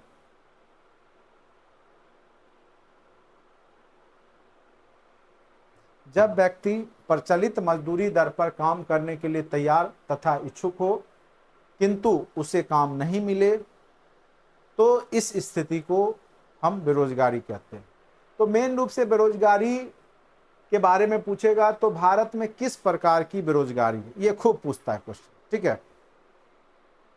तो यहां पर बेरोजगारी का मेन कारण जो होता है संरचनात्मक बेरोजगारी, यहां पे आपको संरचना के अभाव में, क्योंकि इंफ्रास्ट्रक्चर डेवलप नहीं है, उद्योग धंधे नहीं है, उस कारण से ज्यादा बेरोजगारी है आपके देश में, ठीक है। तो भारत में बेरोजगारी के साथ अनेक समस्याएं और विशेषताएं देखने को मिलती है। भारत में गुणात्मक रोजगार के स्थान पर मात्रात्मक रोजगार पर बल दिया गया, यानी जो क्वालिटी होना चाहिए रोजगार का वो यहाँ पे नहीं मिलता है। संगठित क्षेत्रों की तुलना में असंगठित क्षेत्र में रोजगार अधिक है। अभी तुरंत हमने बताया संगठित क्षेत्र, जैसे कोई भी सरकारी फर्म है, गवर्नमेंट सेक्टर का जॉब है, वो संगठित हुआ। जैसे बैंकिंग सेक्टर का जॉब है, यानी जिसमें आपको अगर एक बार घुस गए तो आपको ये डर नहीं है कि अब पूरे जीवन में हमको क्या करना है, ठीक है। आप उस काम को करेंगे और पूरे जिंदगी, जब तक आपकी आयु है 60 वर्ष तक, जब तक लोग जॉब करते हैं तब तक वो आपको सैलरी देगा, फिर आपको जो भी पेंशन है, जो भी अभी के हिसाब से आपको देता है। संगठन में कार्य होता है तो उसको हम लोग संगठित क्षेत्र बोलते हैं। और संगठित जैसे कोई दिहाड़ी मजदूरी करता है, आज काम मिला, कल मिलेगा कि नहीं मिलेगा ये कहना मुश्किल है। आज कोई मजदूर है, उसको काम मिल गया, कल हो सकता है काम मिलेगा भी, नहीं भी मिलेगा, तो वो असंगठित क्षेत्र का। ये या आप कभी फैक्ट्री में गए कहीं दिल्ली बम्बई काम करने के लिए, फैक्ट्री में काम कर रहे हैं, फैक्ट्री बंद हो गया, तो फिर आप क्या हो गए, बेरोजगार हो गए। तो वो सब असंगठित क्षेत्र होता है। तो संगठित क्षेत्र में जो रोजगार है अपने देश में वो कम है, असंगठित क्षेत्रों में रोजगार यहाँ पे ज्यादा आपको देखने को मिलता है। तो संगठित असंगठित अगर पूछेगा कि भारत में संगठित क्षेत्र में ज्यादा रोजगार है या असंगठित क्षेत्र में, तो याद रखिएगा असंगठित क्षेत्र में रोजगार भारत में ज्यादा, और खास करके सबसे ज्यादा कपड़ा उद्योग में रोजगार मिलता है भारत में, ठीक है। इसके पीछे रीजन भी है, क्योंकि भारत में एक बड़े पैमाने पे लोग क्या है, अनपढ़ है, जो कि संगठित क्षेत्र में काम नहीं कर पाएंगे, और या तो प्राथमिक शिक्षा ही केवल उनके पास है, और जो सार्वजनिक उद्योग एवं लघु उद्योग में जो 52% लोग हैं, उनका भी जो अगर देखा जाए शिक्षा का स्तर मात्र प्राथमिक शिक्षा प्राप्त है। 26% अनपढ़ और शेष उच्च शिक्षा प्राप्त मजदूर हैं। बेरोजगारी दर कैसे निकालते हैं, तो श्रम बल में शामिल व्यक्तियों की संख्या में बेरोजगार व्यक्तियों की संख्या से भाग दे करके। अब कहिएगा श्रम बल में शामिल, तो श्रम बल क्या होता है, तो श्रम बल होता है 15 से 59 आयु वर्ग के लोग, ठीक है। यानी 15 से 59 साल के आयु के लोग की संख्या कितनी है। अब 15 से कम उम्र वाला लोग, बच्चा अगर कोई बेरोजगार है, युवा नहीं कहिए, किशोरावस्था कहिए, तो वो बेरोजगार नहीं कहलाता है, उसकी आयु नहीं है रोजगार करने या काम करने की। तो 15 प्लस आयु होना चाहिए, और 60 के बाद भी अगर उसको कोई नहीं रख रहा है तो वो भी बेरोजगार नहीं है। अगर 60 प्लस कोई व्यक्ति बोला है कि हम बेरोजगार है तो वो बेरोजगार नहीं कहलाएगा, ठीक है, क्योंकि ये श्रम बल में आता नहीं है, क्योंकि वो रिटायर हो गया, वो श्रम करने लायक व्यक्ति नहीं होता। 15 से 60 वर्ष, 15 से 59 श्रम बल है। तो इसकी संख्या में हम बेरोजगारों की संख्या से अगर भाग दे देते हैं, जैसे मान के चले 15 से 60 कितने लोग हैं, ठीक है, उसमें से कितने लोग बेरोजगार हैं, तो उसके आधार पर यहाँ पे बेरोजगारी निकाली जाती है। श्रम बल में शामिल व्यक्तियों की संख्या में से बेरोजगार व्यक्तियों की संख्या से भाग दे करके इसको प्राप्त किया जाता है बेरोजगारी दर, ठीक है। चलिए, भारत में बेरोजगारी के कई प्रकार हैं। एक है आपका संरचनात्मक बेरोजगारी, पहले हमने बताया कि ये भारत में सबसे बड़ा अगर कारण पूछेगा तो इसी को मारिएगा। भारत में मैक्सिमम बेरोजगारी संरचना के अभाव में है, क्योंकि संरचना मतलब इंफ्रास्ट्रक्चर नहीं है, सड़कें नहीं है, बिजली नहीं है, उद्योग का विकास नहीं हो पाया उस ढंग से, तो उसके कारण बेरोजगारी ज्यादा दिखेगी। दूसरा, प्रच्छन्न बेरोजगारी, खास करके कृषि के क्षेत्र में ये दिखाई देगा। कुछ महीने काम मिलता है, ठीक है, वर्ष में कुछ महीने काम मिलेगा, और जैसे जहाँ पे 5 लोगों का काम है वहां आपको 10 लोग काम करते दिखाई देंगे, ठीक है। तो उस स्थिति में उसको हम लोग छिपी हुई बेरोजगारी कहते हैं। आपको लगेगा कि वो रोजगार में है, लेकिन वो छिपी हुई बेरोजगारी के अंतर्गत आता है। ठीक है, यानी किसी व्यवसाय में आवश्यकता से अधिक श्रमिक लगे हों, अर्थात बाहर से सभी श्रमिक काम में लगे प्रतीत होते हैं, लेकिन सबको, अब जैसे मान के चलिए खेती का टाइम आएगा, देखिएगा जैसे आलू जो मिट्टी से निकाला जाता है, उस समय आप देखिएगा पूरा परिवार किसान का है या आसपास जो भी मजदूर लोग हैं लगे हुए हैं, 100 लोग आपको दिख जाएंगे एक एक खेत में, जो कि वो काम 2 से 3 लोगों का था, लेकिन फिर भी वो 100 लोग कर रहे हैं, क्योंकि वहां पे जो जितना निकालता है उसके हिसाब से उनको दिया जाता है, जो खेत मालिक है उसके द्वारा। तो लगेगा कि सबको रोजगार मिला हुआ है, लेकिन वो रोजगार में नहीं होते हैं वो सब। ठीक है, अदृश्य बेरोजगारी कहलाता है। विकासशील देशों में ये ऐसा आपको देखने को मिलेगा। अल्प रोजगार, जब श्रमिकों को उसकी योग्यता के अनुसार काम नहीं मिले, आप कर लिए बीएड नहीं एमएड कर लिए और आपको काम, और आप रिक्शा चलाने का काम कर रहे हैं, ऐसे कोई काम बुरा नहीं होता है, या पकौड़ा बेचने का काम कर रहे हैं, वो भी काम बुरा नहीं है, लेकिन आपकी योग्यता क्या है? बीएड। और आप काम क्या कर रहे हैं? जो एक अनपढ़ व्यक्ति भी कर सकता है, केवल स्किल की आवश्यकता है। तो आप अपने आप को रोजगार में नहीं कह सकते, आप जो हैं वो अल्प रोजगार में हैं, आप भी बेरोजगार के श्रेणी में ही हैं। तो पकौड़ा बेचना कई लोग को रोजगार दिखता है, लेकिन वो पढ़े लिखे लोगों के लिए नहीं है। हाँ, कमाई उसमें भी है, पैसा से तुलना कीजिएगा तो हो सकता है कि आपका एक टीचर से ज़्यादा कहीं पकौड़ा बेचने वाला कमा सकता है, लेकिन फिर भी वो जो है, अगर आप पढ़ लिख करके एमएड बीएड करके और पकौड़ा तलने का सोच रहे हैं, चाय बेचने का सोच रहे हैं, तो वो आप अल्प रोजगार में हैं। ठीक है, कमाई बहुत कम करने से हो सकता है, लेकिन योग्यता के अनुसार काम नहीं मिले, वो भी बेरोजगारी है परिभाषा के हिसाब। मौसमी बेरोजगारी, कुछ मौसम में काम मिलेगा, जैसे मान के चले रुई धुनने वाला है, उसको ठंड में ही जो है कंबल बेचने वाला, उसको उसका कंबल ठंड में ही बिकेगा। छाता बनाने वाला है, क्या ठंड में उसका छाता बिकेगा? नहीं बिकेगा। या कोई मौसम में देखिएगा मजदूर लोग को ज़्यादा काम मिलेगा, जब कटनी का समय आएगा, गेहूं कटनी का या फसल बुआई का समय आएगा, उस समय लोग मजदूर को खोजते फिरेगा। ठीक है, तो उस समय सब बिजी है, लेकिन जब वो काम खत्म हो गया तो मजदूर बैठा रहता, तो दिल्ली बंबई अपना कमाने चला जाता है। क्योंकि यहाँ पे क्या हो गई? मौसमी बेरोजगारी, कुछ मौसम में उसको काम मिला, फिर कुछ मौसम में उसको काम ही नहीं मिल रहा है, बैठा हुआ है। तो कुछ मौसम के बाद वस्तुओं की मांग अथवा पूर्ति में असंतुलन के कारण दिखाई देती है। वही है, कुछ वस्तुएं होती, मौसमी डिमांड होता है बहुत सारी चीज का। जैसे आप लोग का भी जो है बीपीएससी टीचर वाले का भी डिमांड मौसमी होता है। जब वैकेंसी आएगी तो देखिएगा एकदम लोग परेशान हो जाते हैं पढ़ने के लिए। मौसम खत्म तो कई लोग बोले पढ़ने में सर मन नहीं लग रहा है। कहाँ से लगेगा? क्योंकि यहाँ पे क्या है, मौसमी बेरोजगारी दिख रही है, क्योंकि कोई आशा ही नहीं है एग्जाम कब होगा, क्या होगा, नहीं होगा। तो आप लोग अपने काम में लगे हुए हैं, तो जो टीचर हैं वो मौसमी बेरोजगारी में आ जाएंगे। ठीक है, चलिए, इसीलिए प्लान बी हमेशा रखना चाहिए हर एक लोगों को। चलिए, पढ़ाई करें, अच्छी बात है, बहुत अच्छी बात है, पढ़िए, सरकारी नौकरी लीजिए, और उस 2% लोग में आप ही भी आइए जो लोग सरकारी नौकर हैं। ठीक है, बाकी उससे ज़्यादा आपको कुछ भी नहीं मिलेगा। बस टीचर बन के आप अपना जीवन अच्छे से जी लीजिएगा। बाकी आप जो है वो सोचिएगा, जो लाइफ है वो स्टैंडर्ड आप यहाँ कभी हो ही नहीं सकते। ठीक है, उसके लिए आपको प्लान बी रखना होता है। अगर मान के चलिए आपने तैयारी किया, मेहनत किया, खर्च किया, समय बर्बाद किया, नहीं हुआ, तब क्या होगा?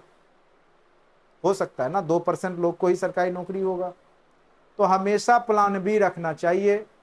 अगर ये नहीं होगा तो हमारे पास एक ऐसा स्किल होना चाहिए, कुछ भी हो सकता है, वो नाई का काम हो सकता है, धोबी का काम हो सकता है, सब्जी बेचने का काम हो सकता है, पकौड़ा तलने का काम हो सकता है, कुछ भी हो सकता है। प्लान बी भी आदमी का कभी कई बार जो है बहुत ज़्यादा सक्सेस हो जाता है। ठीक है, तो इसीलिए मौसमी बेरोजगार, चलिए कहाँ से कहाँ में चला गया। खुली बेरोजगारी, योग्यता क्षमता के बावजूद रोजगार के अवसर ना मिलने। खूब योग्य हैं, पढ़े लिखे हैं, इंटेलिजेंट है, इंग्लिश स्पोकन है, अच्छा है, फिर भी कोई नहीं रख रहा है आपको। ढनक रहे हैं, भटक रहे हैं, चाय बेच रहे हैं, कुछ भी कर रहे हैं, तो आपको काम नहीं मिल पा रहा है ढंग का, पढ़े लिखे बहुत हैं तो वो भी खुली बेरोजगारी हो गई। शिक्षित हैं आप, शिक्षा के अनुसार आपको काम नहीं मिला, बताया हमने। तकनीकी बेरोजगारी, अब नया तकनीक आ गया, जैसे मान के चलिए बहुत सारे टीचर लोग जो है पढ़ा रहे थे पहले भी, टेक्नोलॉजी अपडेट नहीं किए, नए तकनीक आ गए, ऑनलाइन आ गया सब टीचिंग प्लेटफॉर्म, ठीक है, ऑफलाइन में ही है, तो बहुत लोग का कोचिंग बंद हो गया। खास करके 10+2 वाले, जब से, मैं किसी प्रॉपर्टी कोचिंग का नाम नहीं लूँगा, बहुत सारे ऑनलाइन प्लेटफॉर्म है जो आ जाने से जो छोटे मोटे बेचारे अपना जीविकोपार्जन कर रहे थे, कोचिंग करके ट्यूशन करके किसी तरीका से अपना जीवन चला रहे थे, उन लोगों का रोजगार चला गया। क्योंकि ये जो तकनीकी बेरोजगारी हो गई एक तरीका से, उनके लिए भी ये तकनीकी बेरोजगारी, क्योंकि वो तकनीक को अपडेट नहीं कर पाए। उसी प्रकार से बहुत सारे मजदूर हैं, वो नए तकनीक को नहीं सीख पाए, नया मशीन आ गया, पहले कुछ जैसे कोई रेडियो ठीक करने वाला होगा, टीवी ठीक बनाने वाला होगा, और आज के डेट में वो टेक्निकली रूप से वो बेरोजगार हो गया हो, क्योंकि ना अब उसके पास कोई रेडियो लेके जाएगा, ना उसके पास कोई टेलीविजन लेके जाएगा, अब आप कहाँ जाएंगे, मोबाइल दुकान में। तो जो मैकेनिक अपने आप को अपडेट किया होगा, रेडियो टीवी से मोबाइल पे आ गया होगा, वो तो चल रहा होगा मार्केट, वो तो जी रहा होगा, बाद बाकी लोग बेरोजगार हो गए होंगे जो उसी पे होंगे। चक्रीय बेरोजगारी होता है, एक व्यापार चक्र के कारण बेरोजगारी आते रहती, कुछ समय चलेगा, फिर जो है एकाएक बेरोजगारी आ जाएगी। ये खास करके विकसित देशों में चक्रीय बेरोजगारी देखने को मिलता है। एक चक्र के बाद जो है, एक समय के बाद जो है स्वतः जो है आर्थिक मंदी आ जाएगी, इकोनॉमिक क्राइसिस हो जाएगा, ठीक है, अब स्फीति की स्थिति आ जाती है। तो विकसित देशों में होता है घर्षणात्मक बेरोजगारी, बेहतर नौकरी पाने की तलाश में। जैसे बहुत सारे टीचर लोग बन तो गए बीपीएससी, लेकिन उनकी योग्यता थी अधिकारी बनने की, अब वो भी लगे हुए हैं आगे। अभी बीपीएससी का फॉर्म आया, तो जो लोग बीपीएससी टीचर बन गए तो उनको भी लग रहा है कि हम भी बैठेंगे तो हम भी अधिकारी बन जाएंगे। आप सोच तो होना ही चाहिए। घर्षणात्मक कर रहे हैं, घर्षण कर रहे हैं, बेहतर रोजगार की तलाश में, उनको मिल चुका है रोजगार, अच्छा रोजगार, लेकिन इससे बेहतर की तलाश में वो लगे हुए हैं, तो वो भी घर्षणात्मक बेरोजगारी में ही आएंगे। बेहतर नौकरी पाने की प्रक्रिया में उत्पन्न बेरोजगारी, हाँ, लेकिन वो बेरोजगारी नहीं है। देखिए थोड़ा सा यहाँ पे अंतर है, मैं समझ नहीं पाया। अब देखिए, जो नौकरी छोड़ दिए बेहतर रोजगार की तलाश में, जैसे सॉफ्टवेयर कंपनी का इंजीनियर है ना, अगर उसके पास 5 लाख का पैकेज है तो वो कंपनी को बोलेगा मेरा या तो सैलरी बढ़ाए, नहीं तो मैं रिजाइन दे रहा हूँ, ठीक है। उसको अपने ऊपर कॉन्फिडेंस है, कहीं जाएंगे मुझे 8 लाख मिलेगा, तो 5 लाख वाला जॉब वो रिजाइन कर दिया बिना सोचे समझे। किसी दिन जो है बॉस से गुस्सा हुआ या कुछ भी हुआ, रिजाइन दे दिया, अब वो बेरोजगार हो गया। लेकिन कम से कम एक आध महीना या हो सकता है 10 दिन 15 दिन लग जाए उसको दूसरा रोजगार लेने में या दूसरी जगह कंपनी में इंटरव्यू देने में, तो बीच में वो क्या हो गया, बेरोजगार हो गया 20 दिनों के लिए, तो वो हो जाता है घर्षणात्मक बेरोजगार, ठीक है, ये याद रखिएगा। बेरोजगारी का आंकड़ा एनएसएसओ जारी करता है, नेशनल सैंपल सर्वे ऑर्गेनाइजेशन। 2016 के बाद जो है इस पे प्रतिबंध लगा दिया गया है एनएसएसओ को बेरोजगारी आंकड़ा प्रस्तुत करने के लिए, ठीक है। राष्ट्रीय औसत जो था वो 23.5% था बेरोजगारी का, और 46.2% बिहार में था बेरोजगारी दर, ठीक है। ये आपका अपडेट थोड़ा सा, ये चूंकि स्टैटिक पोर्शन है, ये आपको हर एक साल बदलते रहता है। अभी 23-24 का जो है थोड़ा सा अपडेट करना पड़ेगा कि अभी फिलहाल बेरोजगारी दर, चूंकि एनएसएसओ तो रिपोर्ट दे नहीं रहा है, लेकिन कोई ना कोई ऑर्गेनाइजेशन रिपोर्ट जरूर दे रहा होगा। तो बेरोजगारी दर जो इंडिया में है वो कितना है, ये थोड़ा सा आपको अपडेट करना पड़ेगा, ठीक है।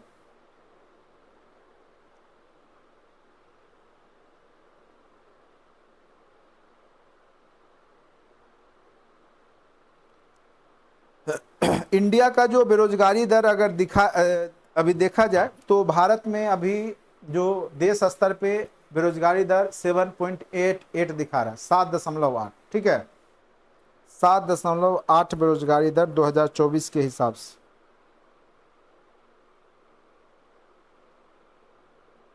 बिहार का भी बता देते हैं आप लोग को।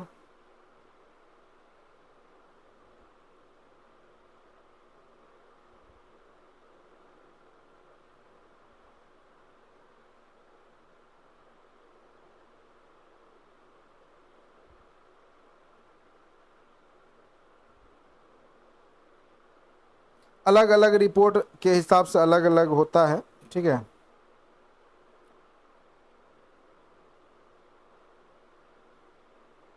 कई आर्थिक सर्वेक्षण रिपोर्ट भी है जो कि दिया जाता है, ठीक है। तो इसके हिसाब से तो अभी बिहार में कम ही देखने को मिल रहा है, 4.3 ही दिखा रहा है, लेकिन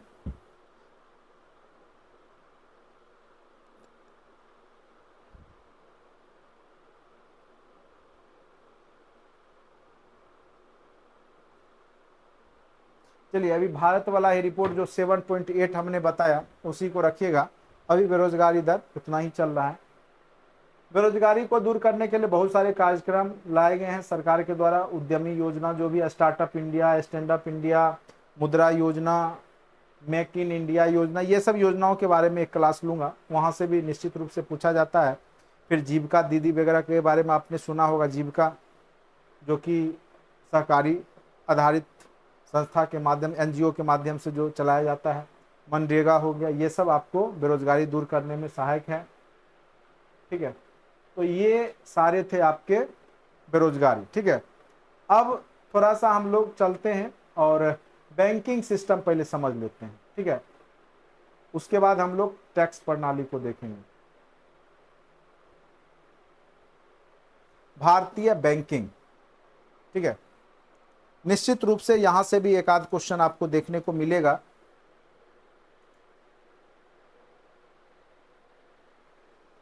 good evening to all, good evening.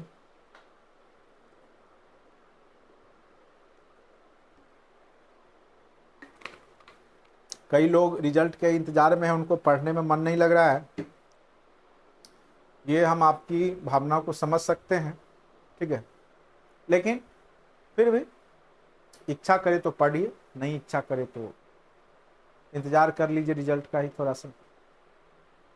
चलिए, भारतीय बैंकिंग सिस्टम देखिए। बैंकिंग मेन क्या होता है, अच्छा बैंकर वह होता है जो दूसरों के पैसा से ही क्या करता है, व्यापार करता है, उससे पैसे को जनरेट करता है। अच्छा बैंकर वही है, यानी आपसे भी पूंजी। बैंक करता क्या है, बैंक मेन रूप से क्या करता है, आप जो जमा करते हैं या तो फिक्स डिपॉजिट करते हैं या सेविंग अकाउंट में जमा रखते हैं, ठीक है। तो जो फिक्स करते हैं तो दूसरे व्यक्ति को वो लोन दे देता है, कर्ज दे देता है। जैसे आपको देगा 4.5% ब्याज दर सेविंग, और फिर जब लोन लेते हैं आप उससे, तो आपसे वो 12% 13% ले लेता है। वही बीच का 5-6% का जो मार्जिन है वो कमाता है उससे, ठीक है। भारतीय बैंकिंग सिस्टम को देखा जाए तो अंग्रेजों के समय से ही, अंग्रेज छोड़िए उससे पहले भी भारतीय प्राचीन इतिहास में भी देखेंगे तो वैदिक सभ्यता से ही आपको सेठ साहूकार दिखना शुरू हो जाते हैं, ठीक है। तो चूंकि मुद्रा है और मुद्रा की आवश्यकता व्यापार में आवश्यकता होती ही है, तो शुरुआती दौर से ही, प्राचीन इतिहास से ही हम लोग जो है तो बैंकिंग का केवल रूप बदला है। अब जो है बैंक संगठित रूप से काम करने लगा है, चूंकि समय के हिसाब से इसकी आवश्यकता बहुत ज़्यादा हुई, तो अब संगठित रूप से ये काम कर रहा है। प्राचीन समय में जो है सेठ साहूकारों के माध्यम से ये काम होता था, जिसमें बहुत ज़्यादा शोषण होता था आर्थिक रूप से। तो उसको बंद करने के लिए जो है आधुनिक समय में बैंक की प्रणाली की शुरुआत हुई। और जो भारत में बैंकिंग सिस्टम आया तो वो भारत का सबसे पहला बैंक जो है वो बैंक ऑफ हिंदुस्तान है, जिसकी स्थापना 1770 ईस्वी में हुई। लेकिन वो यूरोपियन प्रबंधन में हुआ था। यूरोपीय जो अंग्रेज अधिकारी थे, अंग्रेज लोग थे, व्यापारी लोग, उनके द्वारा से ही ये बैंक चलाया जा रहा था। भारत में पहला बैंक अगर देखा जाए तो उसका नाम है अवध कॉमर्शियल बैंक, लेकिन ये भी पूर्ण रूप से भारतीयों के द्वारा नहीं बनाया गया था, ठीक है। इसमें बहुत सारे अंग्रेज जो थे वो काम कर रहे थे, अंग्रेज भी मिले हुए थे। 1881 ईस्वी में की गई थी और वह बैंक था अवध कॉमर्शियल बैंक। कब आया था, तो 1881 ईस्वी में। सबसे पहला 1770 ईस्वी में बैंक ऑफ हिंदुस्तान। अगर पूछे भारत का पहला बैंक, ठीक है, तो यूरोपियों के द्वारा जो स्टार्ट किया गया था, यूरोप वासियों के द्वारा, यूरोप व्यापारियों के द्वारा, वो था आपका बैंक ऑफ हिंदुस्तान 1770 ईस्वी में। उसके बाद आपका हमने बताया अवध कॉमर्शियल बैंक जो 1881 में आया, और भारतीय लोगों के द्वारा जो सबसे पहला बैंक स्थापित किया गया जिसमें पूर्ण स्वामित्व भारतीय लोगों का था, उस बैंक का नाम था पंजाब नेशनल बैंक। ठीक है, याद रखिएगा। 1894 ईस्वी में कौन सा बैंक आया? तो पंजाब नेशनल बैंक। ठीक है, चलिए ये भी क्वेश्चन पूछ सकता है, प्रथम भारतीयों द्वारा बनाया गया बैंक, तो पंजाब नेशनल बैंक 1894 पूर्ण रूप से। ऐसे भारतीय अवध कॉमर्शियल में भी थे, लेकिन कुछ लोग यूरोपीय भी थे। भारतीय रिजर्व बैंक जो कि सबसे कह सकते हैं कि बैंकों का संचालक होता है, बैंकर्स बैंक होता है, और सभी बैंकों का संचालन करता है। इसकी आवश्यकता क्यों हुई? तो आपको पता होगा जब प्रथम विश्व युद्ध हुआ था 1914 और 18 के दरमियान, तो बहुत ज़्यादा बैंकों का निर्माण हुआ था, बहुत सारे बैंक भारत में खुले थे। लेकिन जब युद्ध समाप्त हुआ और आर्थिक मंदी की स्थिति आई, और जब सभी लोग वहाँ से पैसा निकालने लग, चूँकि युद्ध के दौरान निर्यात आयात कम हो रहा था, तो लोग अपनी जमा पूंजी को बैंक में जाके जमा कर रहे थे सुरक्षा के भाव से। किंतु जब 1918 में युद्ध समाप्त हुआ, ठीक है, तो आर्थिक मंदी आ गई, और जब लोग अपना पैसा निकालने जा रहे थे बैंक के पास, तो बैंक खुद दिवालिया हो गया था। बैंक के चूंकि जमा करते वक्त तो धीरे धीरे जमा हुआ, लेकिन जब लेने की टाइम आई तो सभी लोग एकाएक बैंक पहुंच गए।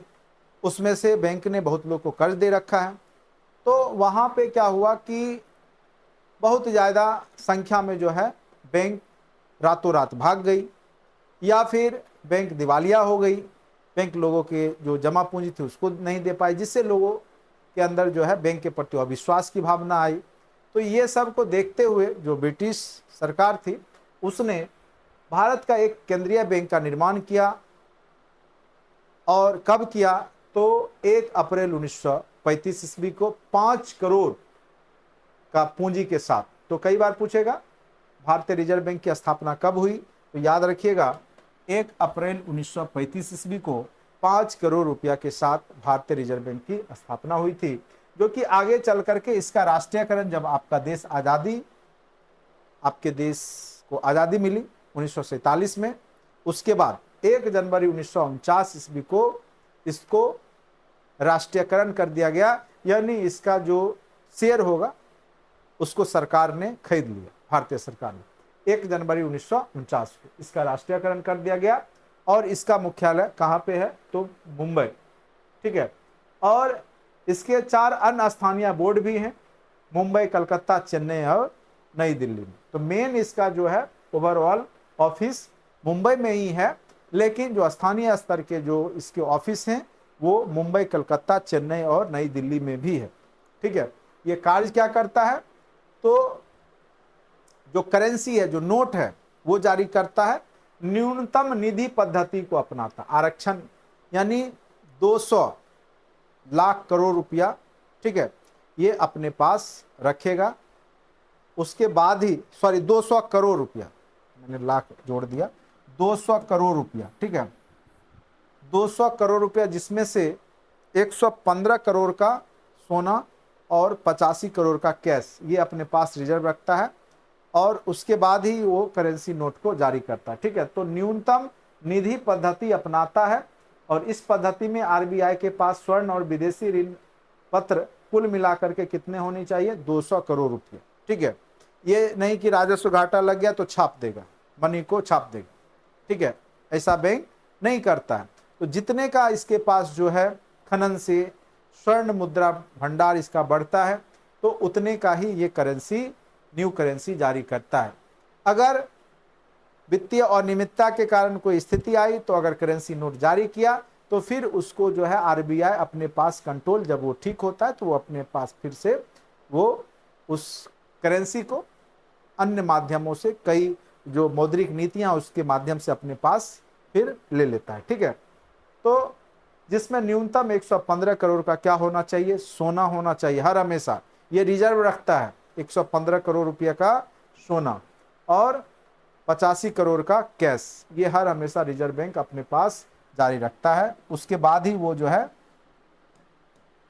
मुद्रा जारी करेगा। भारतीय स्टेट बैंक, कई बार चूंकि रिजर्व बैंक के बाद अगर कोई बैंक है भारत में, देखिए ये जो है आपका केंद्रीय बैंक है, ये यहाँ पे सामान्य लोगों का अकाउंट नहीं होता है। यहाँ पर बैंकों का खाता होगा, सरकार का खाता होगा, लेकिन आम पब्लिक का खाता उसमें नहीं होता है। आम पब्लिक का खाता वाणिज्यिक बैंक, जितने भी कॉमर्शियल बैंक हैं उसमें होगा, जैसे भारतीय state bank, SBI, state bank of India. तो 1921 के दौर में 3 जगह पे जो है बैंक बना था, जैसे आपका बंबई प्रेसिडेंसी बैंक था, मद्रास प्रेसिडेंसी बैंक था, और कलकत्ता प्रेसिडेंसी, प्रेसिडेंसी मतलब प्रांतीय बैंक। 3 जगह पे जो बैंक थे, इसको सम्मिलित कर दिया गया था 1921 में, और उसका नाम रखा गया था इंपीरियल बैंक। ठीक है, यहां लिखा हुआ है कि नहीं? हाँ, इंपीरियल बैंक। ठीक है, तो 1921 ईस्वी में जो 3 बैंक इससे पहले बनाए गए थे, बंबई प्रेसिडेंसी, चूंकि उस समय मुंबई का नाम बंबई ही था, कलकत्ता प्रेसिडेंसी और मद्रास प्रेसिडेंसी। प्रेसिडेंसी मतलब प्रांत, ठीक है, जैसे राज होता है उसी पर। तो ये तीनों बैंक को मिला करके 1921 ईस्वी में उसका नाम क्या रख दिया गया था? Imperial bank. तो कई बार पूछेगा कि एसबीआई का पुराना नाम क्या था, तो imperial bank of India, imperial bank, सीधे सॉरी इंपीरियल बैंक बोलना है। ठीक है, और 1921 ईस्वी में इसका नाम बदल करके क्या रखा गया? State bank of India. और 1955 में इसका राष्ट्रीयकरण किया गया। ठीक है, तो 3 बैंक मिलकर के 1921 में बना इंपीरियल बैंक। उसके बाद 1955 में इसका नाम एसबीआई रखा गया। 1921 में नहीं, 1921 में इंपीरियल बैंक, याद रखिएगा। 3 presidency bank, Bombay presidency, Calcutta presidency bank और मद्रास प्रेसिडेंसी बैंक, तीनों को मिलाकर के इंपीरियल बैंक नाम रखा गया 1921 ईस्वी में। और फिर इसका राष्ट्रीयकरण 1955 में किया गया, और तब इसका नाम स्टेट बैंक ऑफ इंडिया रखा गया। और पूरे भारत में इसकी शाखा वर्तमान में देखा जाए तो 1400 प्लस शाखा है। ठीक है, और ये सार्वजनिक क्षेत्र का सबसे बड़ा बैंक है भारत का। ठीक है, जिसकी सर्वाधिक शाखाएं विदेशों में भी है। तो सर्वाधिक शाखाओं वाला कोई विदेशी बैंक है तो आपका बैंक ऑफ बड़ौदा और बैंक ऑफ ये स्टेट बैंक ऑफ इंडिया। ठीक है, इसका बहुत ज्यादा शाखा विदेशों में भी है। अब है और भी जो वाणिज्यिक बैंक थे, व्यापारिक बैंक थे, उसका राष्ट्रीयकरण। तो बैंकों को राष्ट्रीय नियोजन की मुख्य धारा से जोड़ने के लिए इंदिरा गांधी ने 1969 ईस्वी में 19 जुलाई 1969 को 14 बड़े बैंकों का क्या कर दिया? राष्ट्रीयकरण कर दिया। क्यों किया? जिससे कि जनता में बैंकों के प्रति विश्वास बढ़े, जनता ज्यादा से ज्यादा बैंकों में। अभी भी आपने देखा कि जब बीजेपी की सरकार आई तो सबसे पहले उसने जनधन योजना लाया, यानी अकाउंट खोला, खाता खोला गरीबों का फ्री में, जीरो बैलेंस पे। क्यों खोला? उसके पीछे रीजन है, अगर हमारे पास, अगर हम लोग अकाउंट के माध्यम से अगर हम ट्रांजैक्शन करते हैं तो उससे देश तरक्की करेगा। अगर आप पैसे को घर में बंद करके रखिएगा, पेटी बक्सा में, ताला में, ठीक है, तो वो बढ़ेगा नहीं, व्यापार उससे नहीं हो। लेकिन जब आपका अकाउंट बैंक में रहेगा तो जब आपकी नीड होगी, जब आवश्यकता होगा, तभी आप निकालेंगे ना। तब तक उस रुपये का यूज जो है देश कर रहा होगा, और देश जो है अपने तरक्की में उसका यूज कर रहा होगा। तो बैंकिंग सिस्टम होना बहुत जरूरी था। ठीक है, और इसका समझबूझ इंदिरा गांधी को ही हो चुका था, इसीलिए इन्होंने सबसे पहले राष्ट्रीयकरण किया था कि लोगों में विश्वास बैंक के प्रति हो कि अब पैसा डूबेगा नहीं। ठीक है, अगर हम बैंक में पैसा रखते हैं तो डूबेगा नहीं, तो ज़्यादा से ज़्यादा लोग अपने खाता को बैंक में रखेंगे और अपनी जमा पूंजी को वहाँ जमा करेंगे, जिससे उस पैसे का निवेश अन्य क्षेत्रों में भी किया जा सकता है। ठीक है, तो बैंकों को राष्ट्रीय नियोजन की मुख्य धारा से जोड़ने का उद्देश्य था 19 जुलाई 1969 को 14 बड़े बैंकों का राष्ट्रीयकरण। यानी उसमें जो शेयर होता है ना, जैसे 51% शेयर अगर कोई जैसे सरकार खरीद ली तो वो राष्ट्रीयकृत हो गया। कोई भी बैंक है, एसबीआई भी है, अपूर्ण रूप से सरकारी कोई भी बैंक नहीं होता, एसबीआई भी नहीं है। ठीक है, केवल शेयर की बात होती है। 51% शेयर जहां सरकार का हो गया तो वो सरकारी हो गया, 49% शेयर अन्य लोगों का ही होगा। ठीक है, लेकिन आरबीआई में पूरा 100% शेयर सरकार का ही। चलिए, 15 अप्रैल 1980 को सरकार ने 6 बड़े बैंकों, फिर आगे चल करके 1980 में फिर 6 बड़े बैंकों का विलय कर दिया गया। आंध्रा बैंक, पंजाब एवं Sindh bank, new bank of India, Vijaya bank, oriental bank of commerce corporation bank. फिर इधर आके 2019 में बैंक ऑफ बड़ौदा में विजया बैंक और देना बैंक का विलय कर दिया गया। पीएनबी में ओरिएंटल बैंक ऑफ कॉमर्स, जो कमजोर हो रहे थे, जो अपने आप की को चला नहीं पा रहे थे, तो वो लोग क्या हो गए, मर्ज हो गए। ठीक है, क्योंकि राष्ट्रीयकृत बैंक है, डूब तो सकती नहीं, क्योंकि जनता का तो पैसा एकदम फिक्स है, सुरक्षित है, सरकार वादा कर रखी है, राष्ट्रीयकृत बैंक है। तो उसको क्या किया गया कि कोई भी मजबूत जो बैंक है उसमें मिला दिया गया। पीएनबी में ओरिएंटल बैंक ऑफ कॉमर्स और यूनाइटेड बैंक ऑफ इंडिया को मिला दिया गया। कैनरा बैंक में सिंडिकेट बैंक को मिला दिया गया। यूनियन बैंक में आंध्रा बैंक और कॉरपोरेशन बैंक को मिला दिया गया। ठीक है, इंडिया बैंक में इलाहाबाद बैंक को मिला दिया गया। और इस प्रकार अगर देखा जाए तो वर्तमान में राष्ट्रीयकृत बैंक मात्र 11 ही हैं। तो कई बार पूछ देगा कि वर्तमान में राष्ट्रीयकृत बैंकों की संख्या कितनी है, तो याद रखिएगा मात्र 11। ठीक है, अब हम लोग देखेंगे बैंक दर क्या होता है। छोटा छोटा सा परिभाषा है, समझ लीजिए। बैंक दर से अभिप्राय उस दर से है जिस दर पर जितने भी वाणिज्यिक बैंक हैं वो रिजर्व बैंक से ऋण लेते हैं। ठीक है, और ये जो ऋण लेते हैं, ठीक है, वो लंबे अवधि के लिए लेते हैं, तो वो बैंक दर होता है। जब मुद्रा प्रसार होता है तो बैंक दर में वृद्धि हो जाती है, और जब मुद्रा का संकुचन होने की स्थिति में बैंक दर में कमी आ जाती है। यानी जब, और मौद्रिक नीति है, इसके माध्यम से आरबीआई मुद्रा का जो लिक्विडिटी रेशियो है मार्केट में उसको कंट्रोल करता है। बैंक रेट घटा देगा, यानी बैंक जो है ज़्यादा से ज़्यादा इससे लेकर के लोगों में बांटना शुरू कर देगा, लोन देना शुरू कर देगा। ठीक है, तो बैंक रेट घटने से मार्केट में तरलता बढ़ जाएगी, और बैंक रेट जब बढ़ जाएगा तो उस स्थिति में मार्केट में क्या हो जाएगी, तरलता घट जाती है। ठीक है, तो वही चीज यहाँ पे समझाया गया है। रेपो दर है, ठीक है, अल्प समय के लिए, 15 दिन के लिए। ठीक है, रेपो दर वो दर है जिस पे, ये भी वाणिज्यिक बैंक आरबीआई से ही लेता है, लेकिन अल्पकालिक समय के लिए 15 दिन के लिए लेगा। ठीक है, जिस रेट पर वाणिज्यिक बैंक आरबीआई से ऋण लेता है अल्पकालिक समय के लिए, तो उस दर को हम लोग रेपो दर कहते हैं। ठीक है, अब आ जाइए रिवर्स रेपो दर। ये रेपो दर का उल्टा होता है। कई बार क्या होता है कि मार्केट में बहुत ज़्यादा लिक्विडिटी आ गई, तरलता आ गया, यानी कैश बहुत ज़्यादा आ गया, महंगाई बढ़ने लगा। उस स्थिति में जो है आरबीआई कहता है कि आप, बैंकों को कहता है कि आप मेरे पास पैसा जमा कीजिए, हम आपको जो है ब्याज दर देंगे।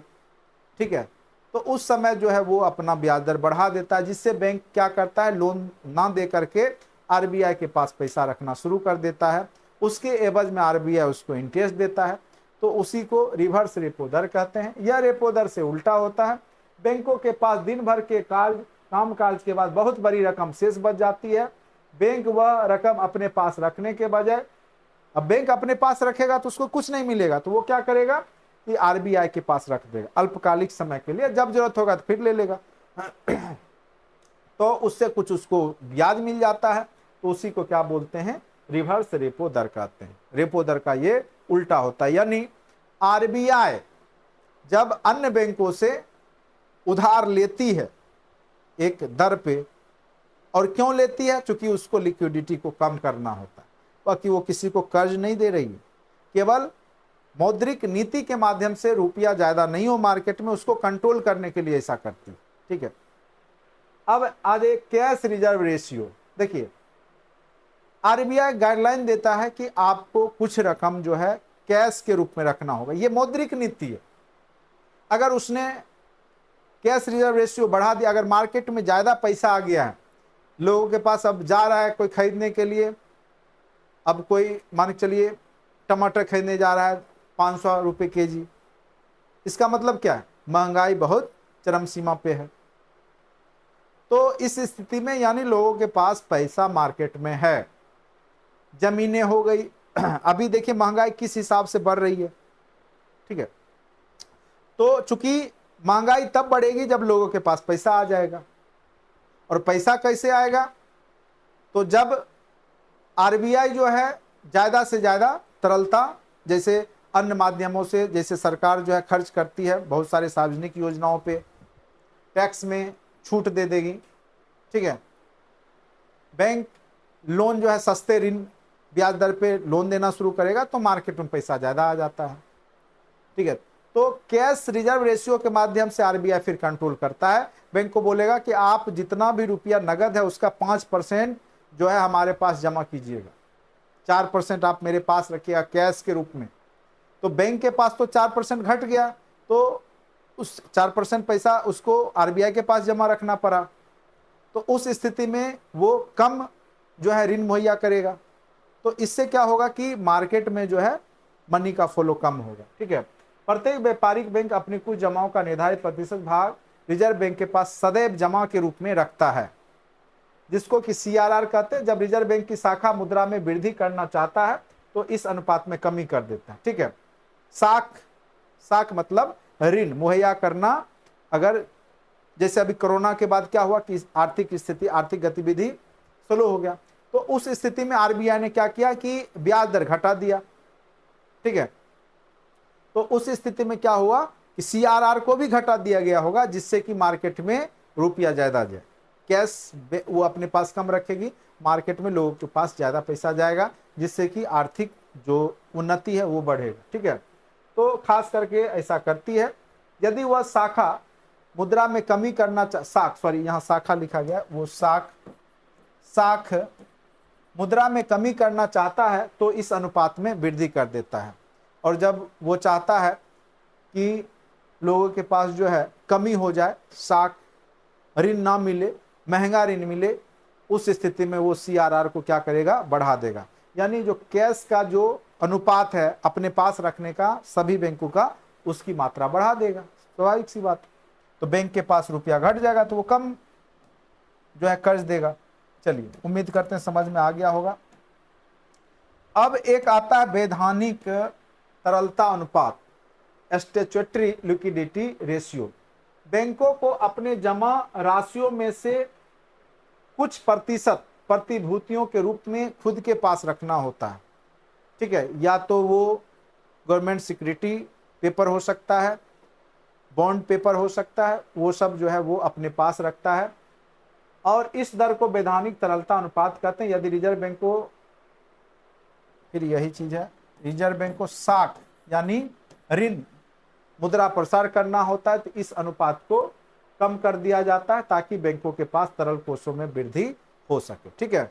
ये बैंक आरबीआई अपने पास नहीं रखता है, उस बैंक को ही कहता है अपने पास रखे रहिए, इतने का सोना रखिए, मतलब 28% कह दिया कि ये अपने पास आप इसको रख के ही बाद बाकी पूंजी को लोन दीजिए। कई बार क्या होता है कि बैंक कर्ज दे दिया, मान के चलिए आप जमा किए 1 लाख रुपया, बैंक ने क्या किया कि 1 लाख रुपया किसी को, मान के चलिए अगर 1 लाख में से 90,000 ही किसी को कर्ज दे दिया, आपने जमा किया फिक्स, आपको एकाएक जरूरत पड़ गया कल ही, ठीक है, आप चले गए बैंक के पास और बैंक ने तो वो पैसा किसी और को लोन दे रखा है, वो उससे ले नहीं सकता है।